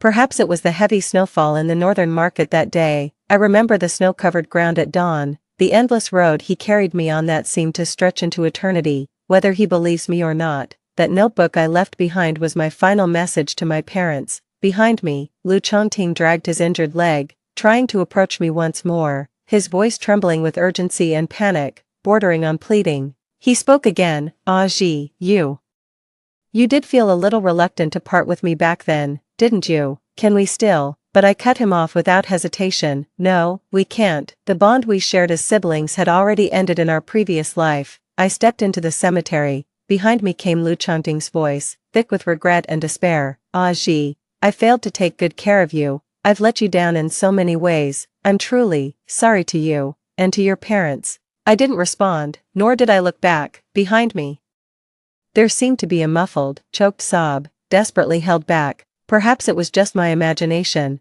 In this life or any other, I had never seen him cry. I stayed in the northern market for nearly half a year. I accompanied Professor Jung to several lectures at the medical school. I happened to hear that Jiang Ran was taken away by the police 15 years ago for illegally joining an earthquake relief team. On the third day of her detention, Lu Chongting returned to Beishar and, for some reason, suddenly ordered an investigation into her affairs. After that, his attitude changed drastically, and he allowed Jiang Ran to be thoroughly investigated, convicted, and imprisoned. Jiang Ran pleaded through tears to see him, but he only sent back a single message: "Why don't you just die sooner?" After that, Jiang Ran never made another scene. In her second month of incarceration, she took her own life. It was when she had hit rock bottom that Lu Chongting took her in. She probably saw him as her only anchor in life. He had even promised to always look after her. The moment he decided to abandon her, her life was essentially over. Lu Chongting was also part of the earthquake relief efforts. He took a bullet for Jiang Ran when she was in danger, and that's how he ended up with a limp. In his previous life, he met his fate earlier than destined, all to save Jiang Ran. In this lifetime, for reasons unknown, the time of his accident had moved up. The injury to his leg never fully healed. This is likely why he's never been promoted since. Though he remains in the army, he's still a deputy battalion commander, only training recruits. For a man who prides himself on his reputation and dreams of serving his country with distinction, being reduced to such circumstances and barely scraping by is undoubtedly excruciating. Just like my past self in a previous life, hearing those things, my heart no longer holds much turbulence. On Little New Year's Day in the deep winter of North City, Peiyu and I joined Professor Jung for the Little New Year's Eve dinner. After finishing my meal, I stepped out of the restaurant. After many days had passed, I unexpectedly ran into Lu Chongting again. He was standing in the chilly wind outside the restaurant, holding the umbrella I had given him, as if waiting for me. So it probably wasn't a chance encounter after all. He seemed to have grown thinner and more aged. All these years, he had stubbornly remained in the military camp. People often whispered behind his back, mocking that he clung to the camp for the allowance despite his lame leg, but I knew too well, what he couldn't bear to leave behind was the burning ambition in his heart. Despite his injuries and ailments, he gave his all to train batch after batch of the finest soldiers for the camp. They were dispatched across the homeland, sent to guard the frontiers and defend the nation. Seeing me step out of the tavern, he immediately hurried toward me. It seemed he had 1,000 things to say, all pressing to be spoken, but in the end, he just handed me the umbrella and said in a hoarse voice, "Returning this to you." I took the umbrella. He stared intently at me and added, "Looks like it's about to rain. From now on, check the weather yourself and remember to bring an umbrella." I can't put my finger on it, but there's something off about him today. As I was leaving with Peiyu, umbrella in hand, the person behind us spoke again in a trembling voice. "Same goes for clothes. When it gets cold, you should remember to put on more layers yourself." Peiyu turned around and cut him off with disgust. "Save your concern." Yet he didn't take offense, forcing a faint smile. 13, yes, of course, I'll be counting on your support from now on, Mr. Pei. Peiyu shot him a look of pure disgust and pulled me away without another word. As we walked further away, an uneasy feeling settled in my chest for reasons I couldn't quite grasp. When I looked back, the figure had already vanished. The following spring, I suddenly came across the news of Lu Chongting's passing. The cause of death was stomach cancer. It suddenly dawned on me that in our previous life, his stomach ailment had plagued him for many years. He had a delicate stomach, yet was notoriously picky about food. In that past life, I wasted nearly 40 years pining for him, but in this lifetime, he departed all too soon. That evening, the medical school had a dinner gathering. I had 2 drinks and suddenly started vomiting violently, even tearing up from the force of it. Peiyu looked at me in surprise and said, "You've always had a good tolerance for alcohol before. How did this?" During those years on the border, I got used to drinking to stay alert and built up a decent alcohol tolerance. I emptied my stomach and felt a bit more clear-headed. I forced a smile and said, "Maybe the drinks were too strong tonight." The dinner party ended, and I stepped out. In the springtime of North City, it had uncommonly started snowing again. Snowflakes drifted down in the dusky twilight, the sky growing dim. In my dazed state, memories from many years ago resurfaced. Across the gray-hued snowfield, Lu Chongting carried me home on his back. His voice was grave as he said, "Military discipline is ironclad. Taking you there would get me shot." Endless footprints trailed through the deep snow. I wept on his back, and he flustered to comfort me. There, then I'll take you there as discreetly as I can, so we won't be noticed." Snowflakes landed on my shoulder, only to melt away in an instant, silently soaking into nothingness. That boy who said he'd become a soldier when he grew up. And take me to find our parents. Along with our parents and the snowflakes, in the blink of an eye, everything vanished without a trace. Gazing into the endless void, I whispered, "Hey, live a good life in the next one." Okay, the end. Story 2. The talented idol Wen Yuan committed suicide in his 5th year of debut. It was revealed after his death that he had suffered from severe depression. But I still remember back in high school, when I was mocked for my weight, he, sitting behind me, would lean in and whisper, "Ignore them, you're really great, really cute." So, a year ago, I found him cornered in the bathroom by obsessive fans. Without hesitation, I took his hand and we broke through the crowd. This time, it was my turn to save my moon. It was another Friday, and after finally finishing overtime, I stretched lazily looking at the time on the lower right corner of my computer screen. Just 2 days left until Wen Yuan's concert, 2 more days until I could see him.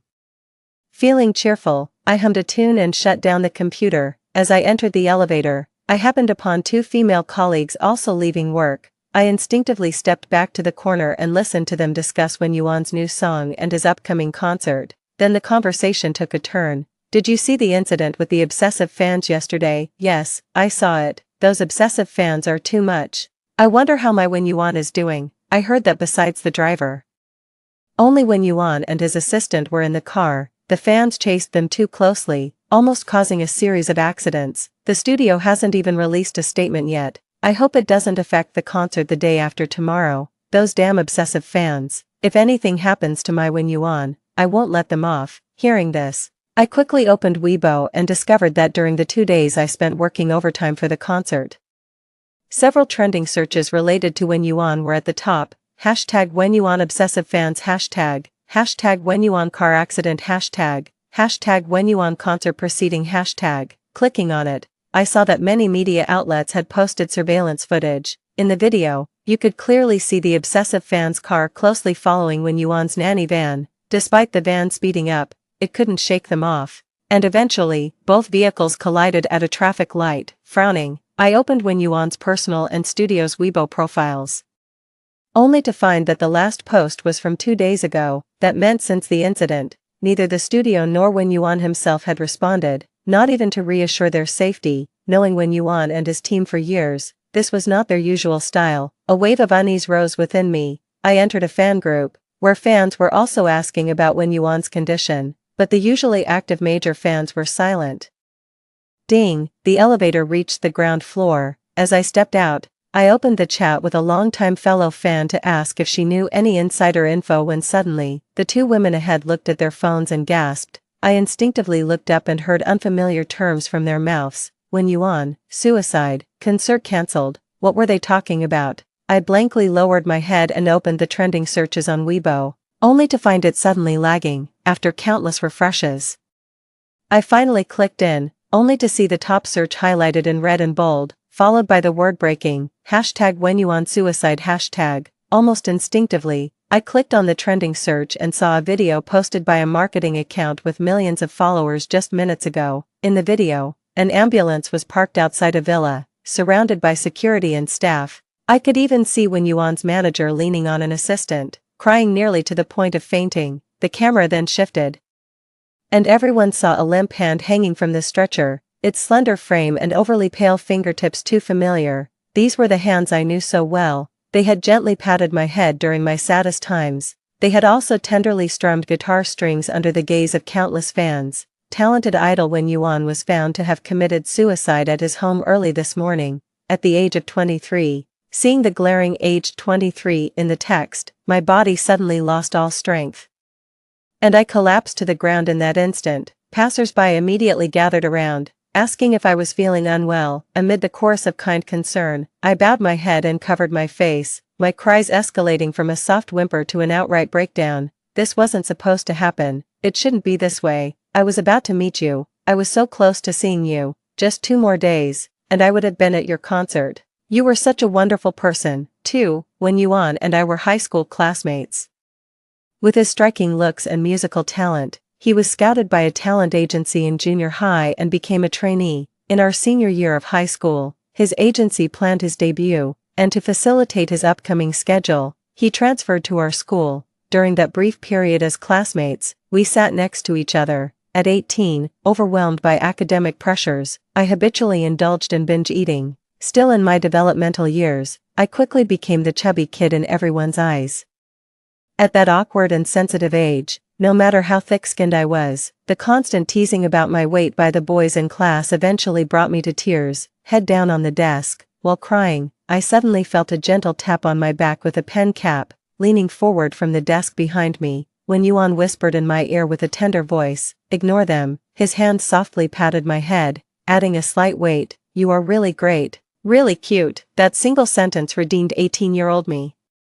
In the gloomy, fleeting moments of senior year, his presence was my light. I never imagined any interaction with him. He seemed too perfect, inside and out, a stark contrast to our utterly ordinary high school. Even during those tense and brief senior days, countless peers, both boys and girls, showed affection for him. Everyone is drawn to beauty, and when Yuan himself was such a beautiful existence, debuting at 18, he always scored an S during his trainee evaluations.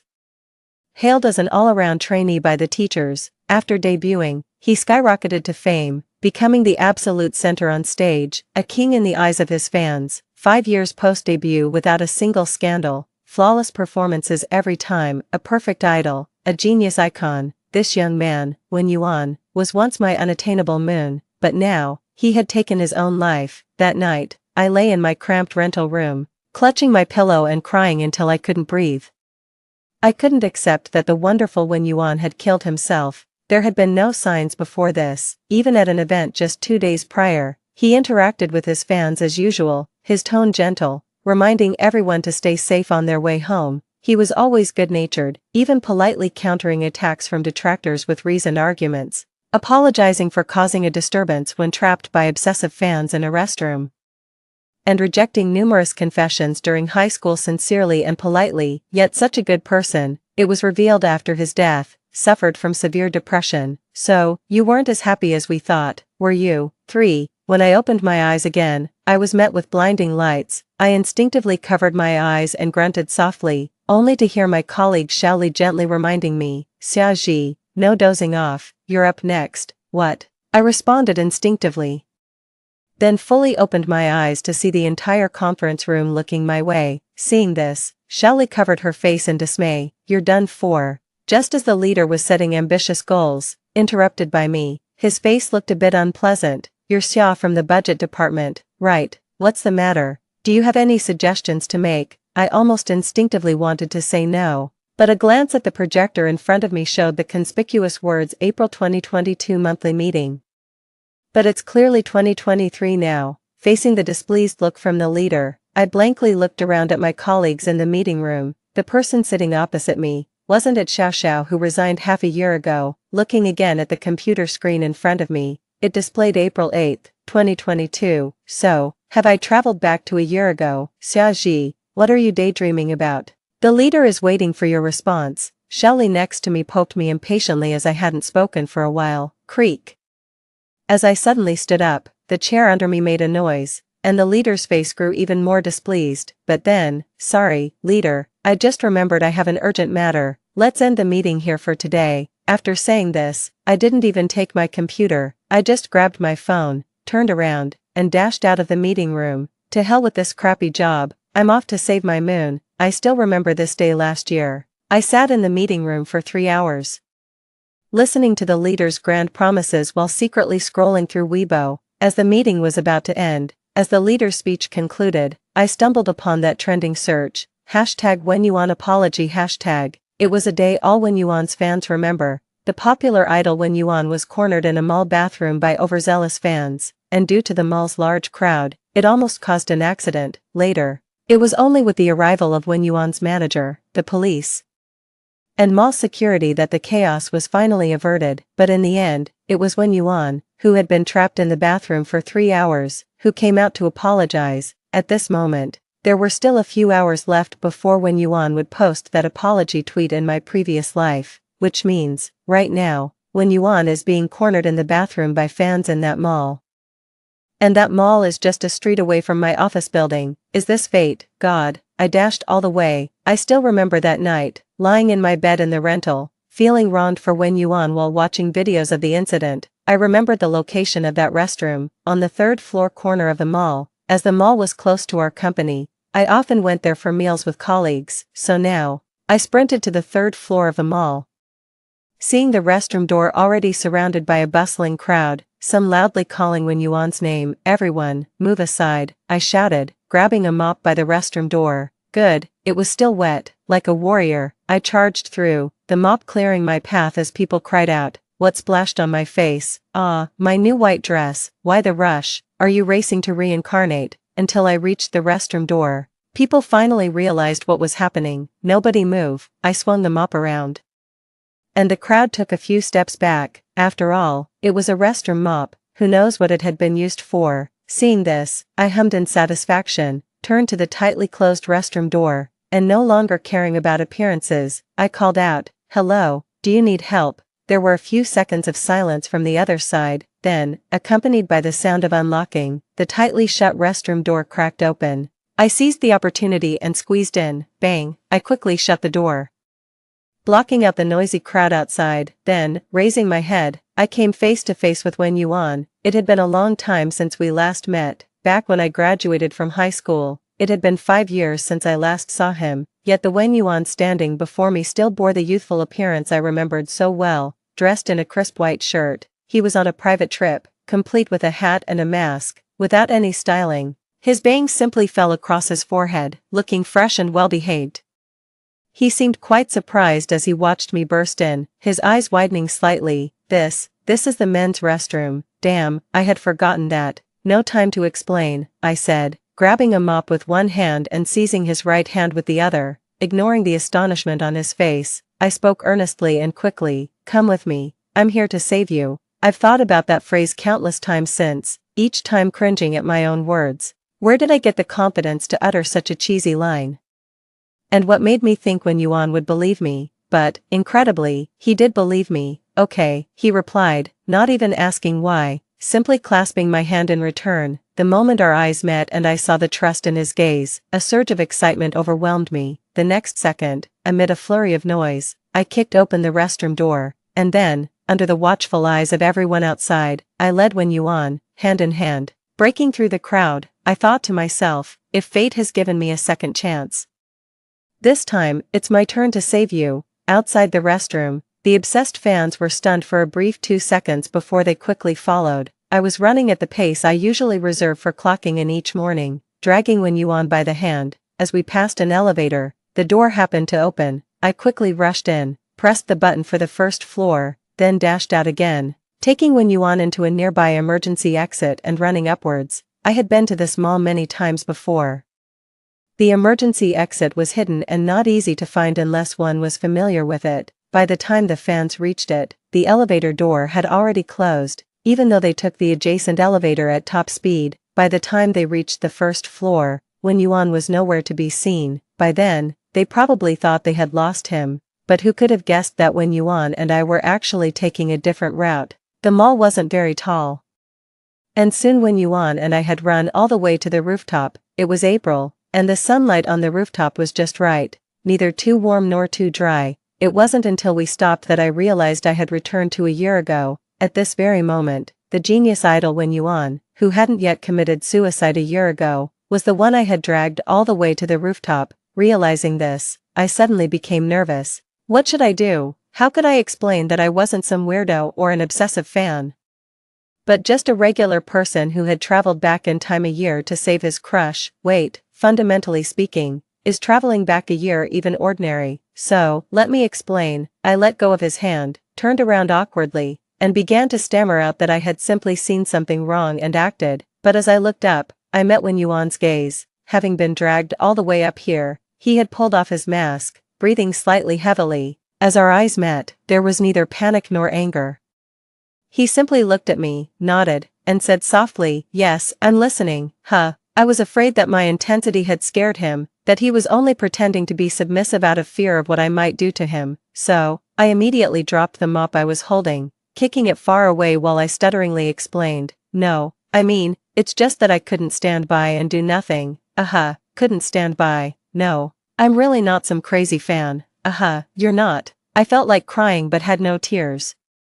"You believe me, right, even though you might not remember me. I truly am a good person." I never expected him to remember me. After all, we were only classmates for a brief year, and even during that time, I hardly ever spoke to him. He was such a dazzling person. How could he possibly remember an inconspicuous, chubby girl from his class? But reality often surprises us. "I remember you." As his words fell, a gentle breeze suddenly swept across the rooftop.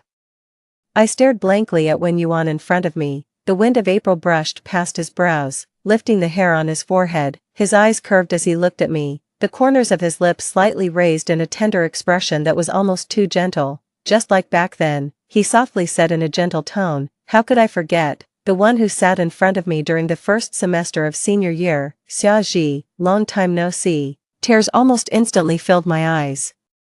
This genius idol who had taken his own life due to depression a year later, he was now standing in front of me, smiling and calling out my name. For a moment, I was so bewildered that I couldn't tell if this was reality or an illusion. "It's good, it's so good, you're still alive, that's wonderful." There was a brief silence on the rooftop, then I suddenly took a deep breath, pushing back the tears. "Sorry, the wind is strong on the rooftop, it's making my eyes water," I said, trying to slow down my speech and pretend nothing was amiss.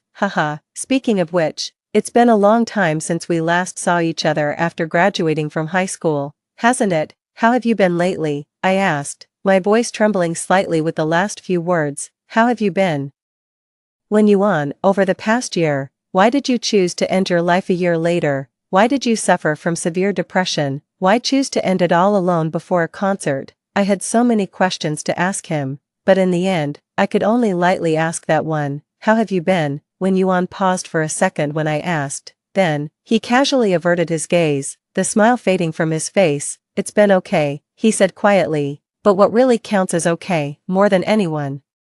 I didn't want to relive the tragedy of the past life, so I sighed deeply and began gently advising him. "I heard that the pressure on artists is quite high these days. I think you shouldn't put too much pressure on yourself. Buzz, and don't pay too much attention to those negative comments online, let alone take them to heart. Those people don't know anything. Some people are just blind to beauty. Buzz, you're still young. It's normal to feel lost at this age, but please, never give up hope. Buzz, if you don't know who to talk to, you can always come to me. I don't have many qualities, but I am very good at keeping secrets. You know this too," I began, but Wen Yuan interrupted me, cautiously pointing at the cell phone in my pocket. "I'm sorry to interrupt, but maybe you should take that call first. Damn it, who is it?" I had barely answered the call when I was greeted by the roaring voice of the department manager. "Xia Ji, have you lost your mind?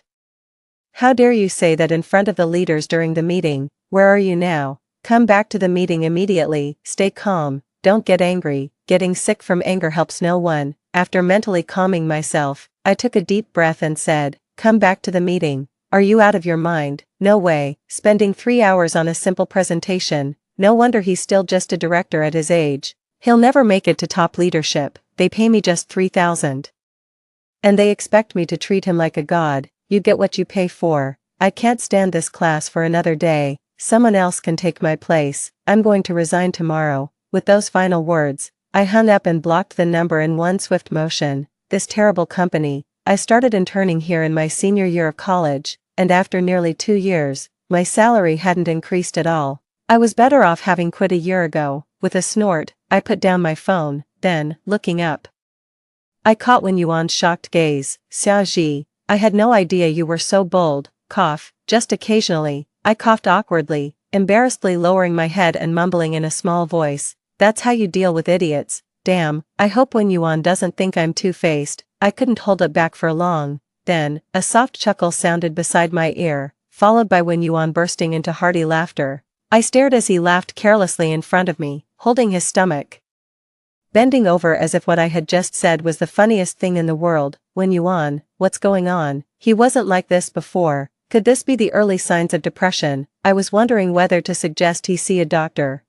Sorry, Xiaji, I'm not laughing at you. He finally stopped laughing, wiping the tears from his eyes. I just think what you said makes a lot of sense. After saying this seriously, his eyes softly curved into a gentle smile. So, Xiaji, since you're resigning, how about considering being my assistant? The gentle breeze of April brushed past. I looked at Wen Yuan, standing so close. His lips still bore a faint smile, his eyes filled with tenderness, but there was a moment when I suddenly felt, if I didn't agree right now, he might just disappear like this breeze. Resigning to become Wen Yuan's assistant was definitely a win-win, not to mention, if I wanted to save Wen Yuan, being his assistant was the perfect position to stay close to him. Wen Yuan, being the top celebrity in his company's boy group, often had individual schedules, so he had a personal assistant. Now with me arriving, there would be two. I was a bit worried about what the other group members and the manager might think. Surprisingly, the next day after I resigned, Wen Yuan brought me to the management company, and both the group members and the managers welcomed me warmly.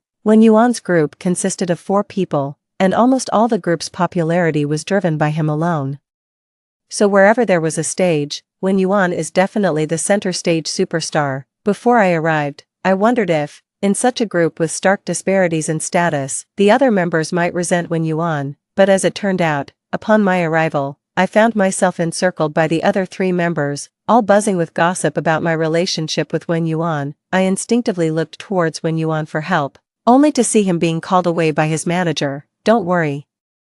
You are brought in by the captain, we won't do anything to you, the second oldest in the group said with a laugh. Yeah, really, it's my first time seeing the captain bring someone along, the youngest member said curiously. Did I hear right that you are high school friends with the captain? Has he always been like this since high school? The third oldest asked. Like what? I asked instinctively. Well, he seemed to struggle to find the right words to describe Wen Yuan, and after a long pause, he blurted out, desireless, like a celestial being. Yes, exactly. The other 2 immediately agreed. I could understand him being described as a celestial being, but desireless, what was that about? Seeing my confused expression, the 3 of them quickly explained. It feels like he has no desires. You probably know, our group has really taken off thanks to him. At first, we were a bit resentful, but over time we realized he never really saw us as competition. Oh, I don't mean that in a bad way. We all acknowledge the captain's excellence, and it's only right that he consistently takes the center spot. He's always been good to us,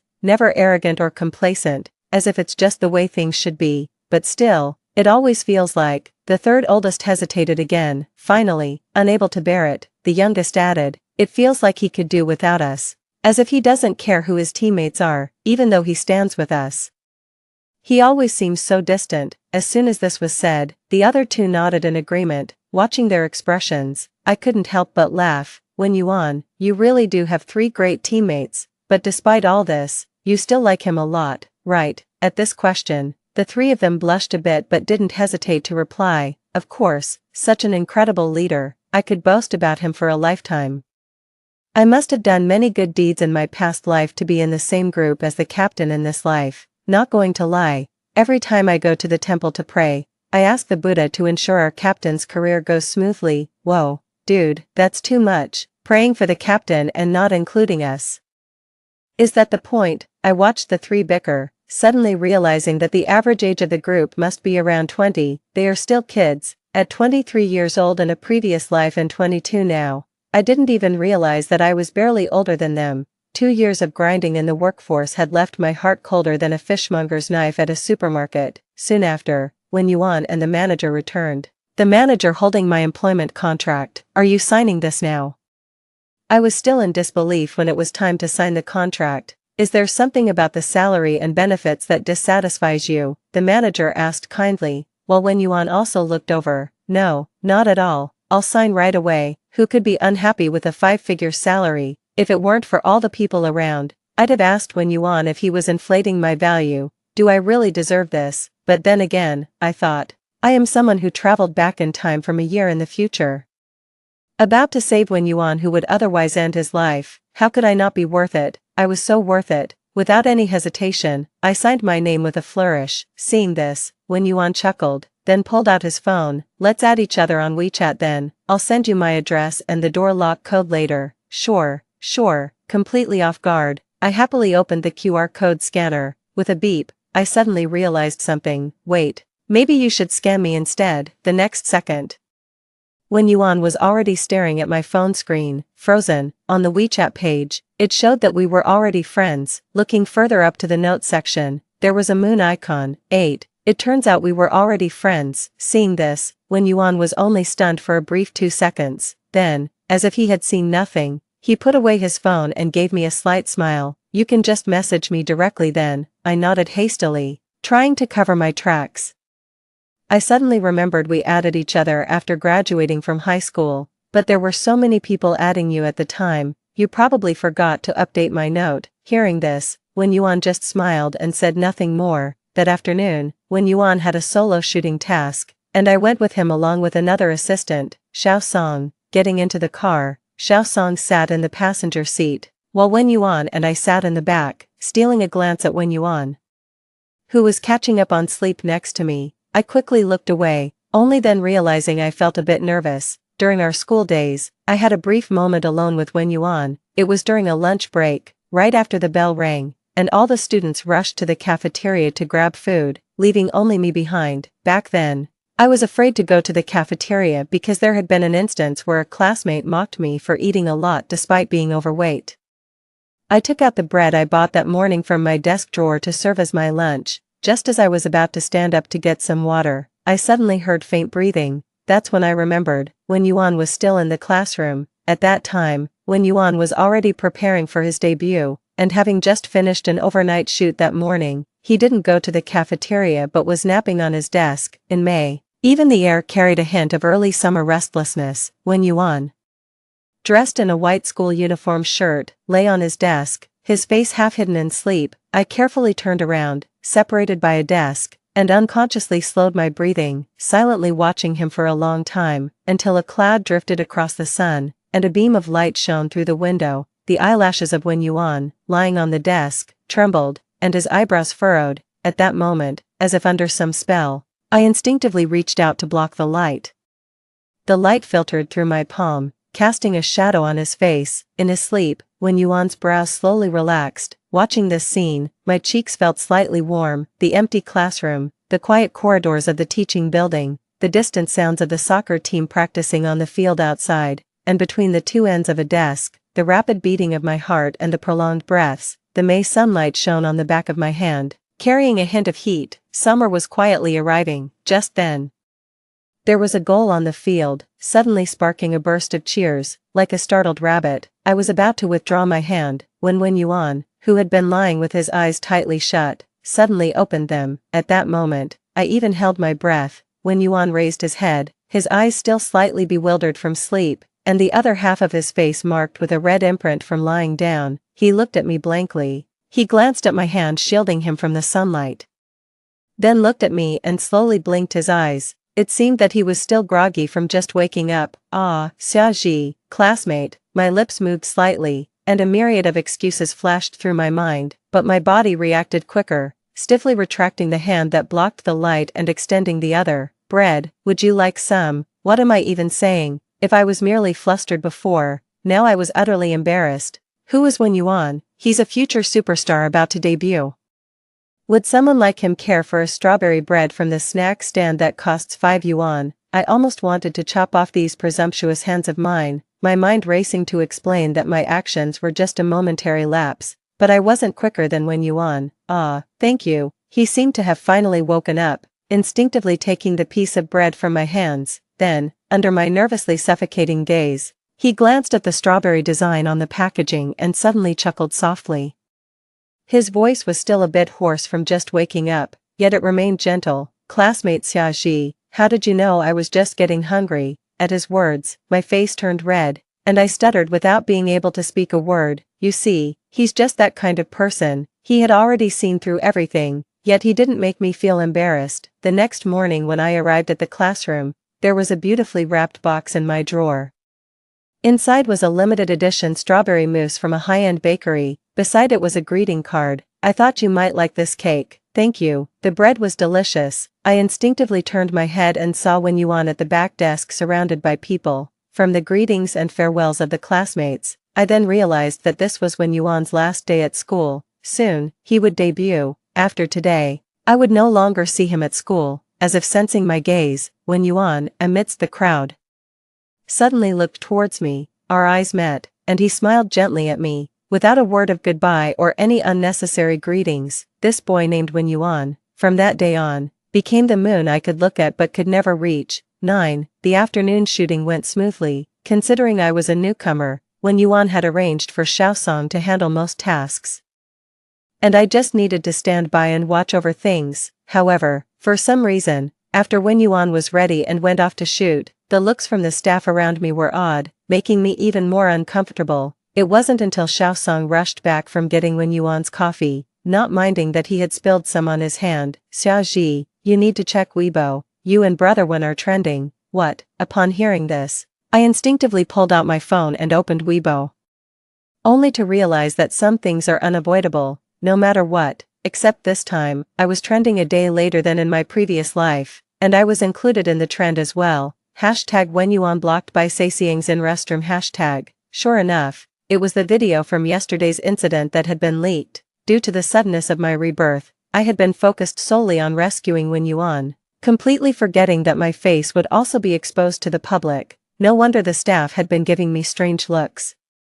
Just a few hours after the video was leaked, Weibo was already in an uproar. The popular idol was cornered by Sasiang fans in the restroom, and was later rescued by an unknown mysterious woman, with the final scene showing them hand in hand, breaking through the siege. The video was so intriguing that even passers-by couldn't help but click on it. After watching the video, Wen Yuan's fans were extremely angry, and they all came forward to condemn the Sasiang fans for disrespecting the artist's privacy. The haters, after viewing the video, swarmed like flies sensing a scent, accusing Wen Yuan of staging the whole thing for attention. As the battle between the two sides heated up, bystanders in the comment section turned their attention to me. Soon, the hashtag mysterious woman with Wen Yuan climbed into the trending searches. Don't worry, my assistant Xiaosong reassured me as he set down a coffee.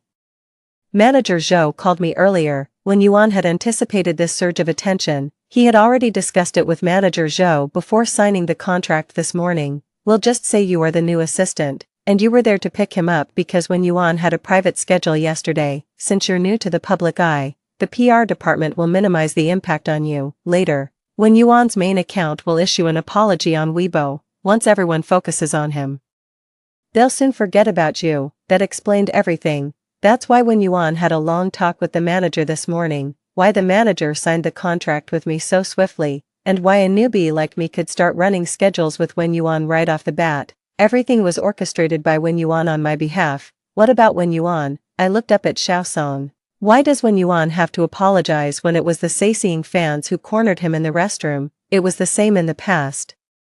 Wen Yuan did nothing wrong, so why is he the one apologizing? Hearing this, Xiaosong opened his mouth hesitantly. Well, Wen Yuan, after all, he's a celebrity, he's probably used to it by now, but should he be? I questioned. What's wrong? A familiar voice reached my ears. Wen Yuan, who had just finished a photo shoot, came back for a break and saw Xiaosong and me exchanging glances. Hearing his voice, Xiaosong turned and explained. Wen Yuan, you and Xiaoji are trending. Oh, that.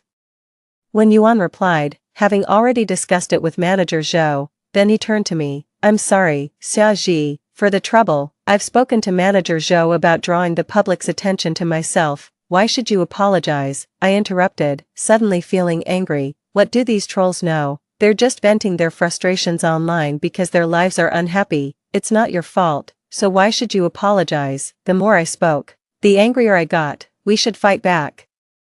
Doesn't your company have money? Spend some to delete those posts. No, we should just get a lawyer and sue them. Why should they insult you? Being cornered by Sasiang fans in the restroom wasn't your choice. Xiaoji, Wen Yuan suddenly interrupted me, calling my name seriously, then leaned down, looking at me somewhat helplessly. There are too many, we can't insult them all back, delete all the posts, or sue them all. There's no point in doing futile things, he said softly. It's okay.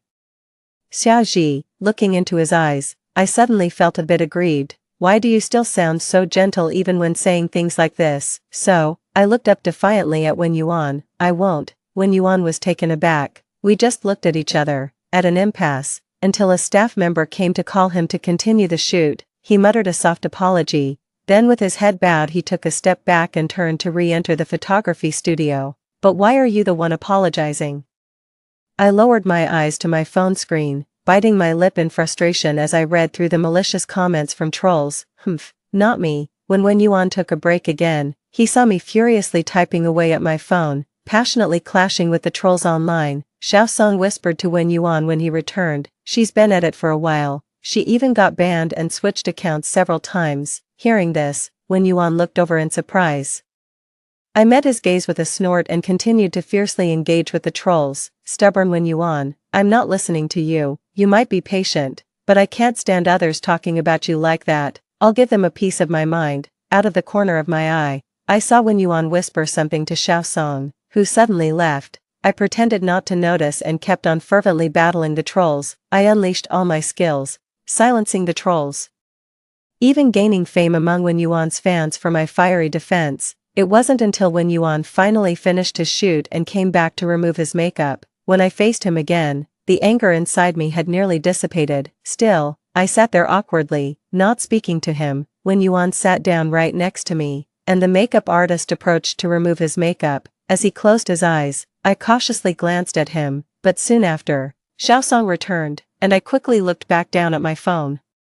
I could hear the rustling of plastic bags, then the sound of a box opening and something being placed on the table. I looked up instinctively, then I saw a familiar hand push a beautiful slice of strawberry cake towards me. When Yuan's voice came, slightly coaxing, maybe, you like strawberry cake. The strawberry cake was delicious, and I was easily placated. I nibbled on the spoon, enjoying the cake Wen Yuan bought, and when I saw him smiling at me as I ate, I suddenly felt a bit embarrassed. It was Wen Yuan who had been wronged, yet here I was angry at him, expecting him to buy me cake to cheer me up. Oh Xiaoji, understand your role, you're here to support him. I took another big bite of the cake, pondering how to advise Wen Yuan not to take things for granted just because he's used to them, thinking about how the trolls were the real problem. Xiaoji, would you come with me somewhere later? Wen Yuan suddenly asked. I looked at him blankly, having just enjoyed his cake, and immediately nodded, sure. So 10 minutes later, I sat in the passenger seat, looking at Wen Yuan who was buckling his seatbelt. What about Xiao Song? Doesn't he need to come? No need, what follows is a private matter. Oh, I nodded, wondering if it was appropriate for me to join his private plans. Then I heard Wen Yuan continue, Xiaoji, thank you.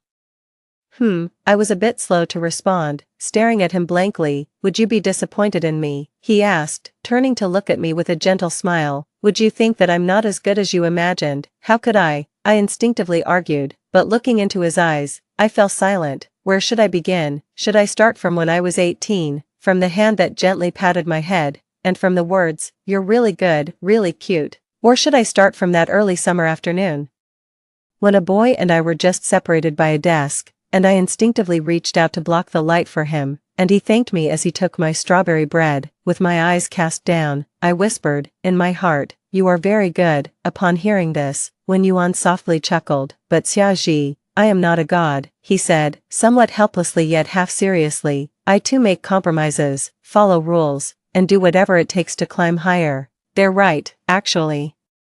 I really don't care about who's around me. It turned out he had heard the morning's conversation. I've gotten used to doing my best, and I must always do so because there's only one spot at the top. To meet the fans' expectations, I'll give it my all. You see, Xiaoji, I'm not much different from ordinary people. After saying this, he flashed me a smile. I opened my mouth but couldn't utter a word. The car started moving. When I checked Weibo again, Wen Yuan's main account had posted an apology 10 minutes earlier. The familiar text was exactly the same as in my previous life. However, this time, under the top comment, Wen Yuan replied to a fan who asked about his relationship with me. Wen Yuan, we are very good friends. I blinked, suppressing a sudden, inexplicable surge of emotion, stealing a glance at Wen Yuan, who was driving next to me and ensuring he couldn't see me. I reached out and quietly liked the comment. 12, half an hour later.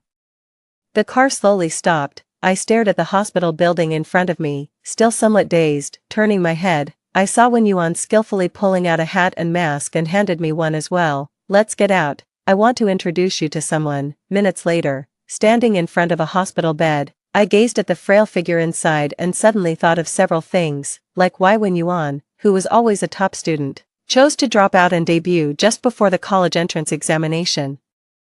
And why the gentle Wen Yuan, in my previous life, suffered from severe depression and eventually chose to end his life. In the past life, 3 months later, a major paparazzo suddenly revealed that the popular idol Wen Yuan attended an entertainment event on the day a family member passed away, missing the chance to see them one last time. Upon this revelation, critics seized the opportunity to accuse Wen Yuan of being heartless and mercenary, unworthy of being an idol for disregarding even his family for a bit of gain, causing even some fans to doubt and lose faith in him, although this information was later clarified by the management company, as Wen Yuan's family background was well known since his debut. His father, a police officer who died in the line of duty, and his mother, an elementary school music teacher, both of his parents having died early, making his background very clean and transparent.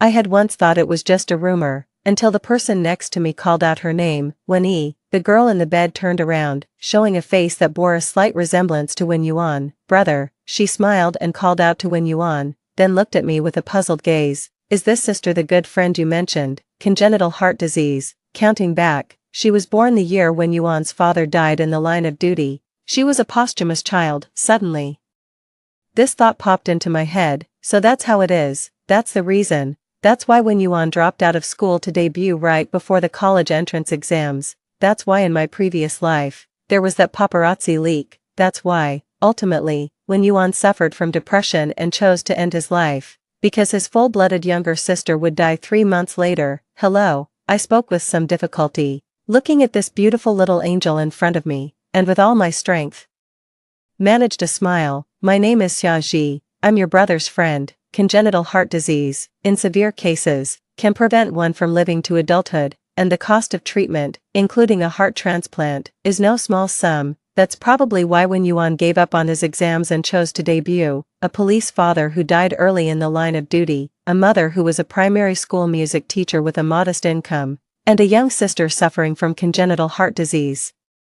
Wen Yuan was gentler and stronger than I had imagined. After leaving the hospital, Wen Yuan told me that he originally planned to visit Wen Yi in the hospital yesterday afternoon, but realized halfway that he was being followed by sightseeing fans. To avoid exposing Wen Yi's existence, he changed his route, which is why he ended up being cornered by the sightseeing fans in a mall bathroom. Wen Yi has a severe congenital heart disease, and the doctors said that without a heart transplant, she won't live past 14. Wen Yuan spoke softly next to me in the quiet of the night hospital. When I was 12, my father died in the line of duty. My mother was pregnant with Wen Yi at the time and almost lost her due to the shock. Wen Yi was premature. Times were tough back then, so when I was discovered by a talent scout later, I was happier than anyone. I told myself that I had to work harder, be better than anyone else, and always firmly hold the center spot. But as time passed, I started to feel like, I've always been alone. As he turned to look at me, the clouds covering the moon drifted away, the pale moonlight bathed him, and as he looked down at me, his eyes and brows softened impossibly. Such a gentle and strong person, yet at times, so fragile as if he might shatter upon touch. Xia Ji, thank you for being by my side. After that day, I started visiting the hospital every few days. I thought, if Wen Yi's death was the cause of Wen Yuan's depression in my previous life, could this reborn butterfly change something? Time flew quickly, and before I knew it, 3 months had passed. I counted the days in my heart, unsure of the exact date of Wen Yi's death, so on the day Wen Yuan was to attend an event in my previous life, I took the day off to stay with Wen Yi in the hospital all day. Seeing my anxious expression, Wen Yuan asked with concern, "What's wrong? Is there some emergency?" I opened my mouth but didn't know how to tell him. Wen Yuan's event had been scheduled a month ago. It was a large-scale event, and as the top member of his group, he definitely had to attend, and as someone who had returned from rebirth, I couldn't tell him that his sister might die this afternoon, and he might not even see her for the last time. Rebirth, after all, was too fantastical. It's nothing, just, could you leave the event early today to visit Wen Yi at the hospital? I struggled to find an excuse. She just called me and said she missed you, asking you to bring her a strawberry cake this afternoon. that girl, she's becoming more clingy by the day. Didn't we just visit her the day before yesterday?" Wen Yuan laughed upon hearing this. "Alright, I got it. Tell her I'll try to visit her as soon as I can, okay?" I nodded, though I still felt somewhat uneasy.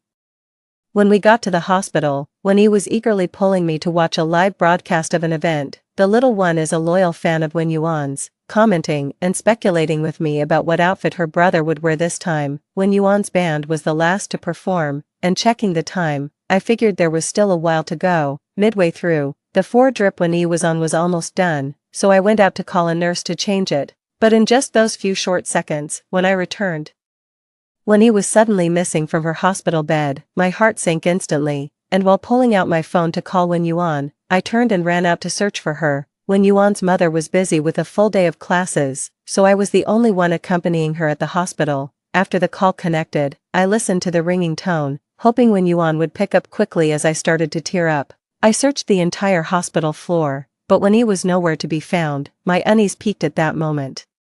Fearing something bad had happened to her, when the call finally went through, "Hello, Xia Ji," Wen Yuan's calm voice came through. "I'm about to go on stage. What's up, Wen Yuan? Wen Yi is missing." I almost shouted. "What should I do? I can't find her. I just went to get a nurse to change her for and she disappeared." The background was noisy, then Wen Yuan seemed to move to a quiet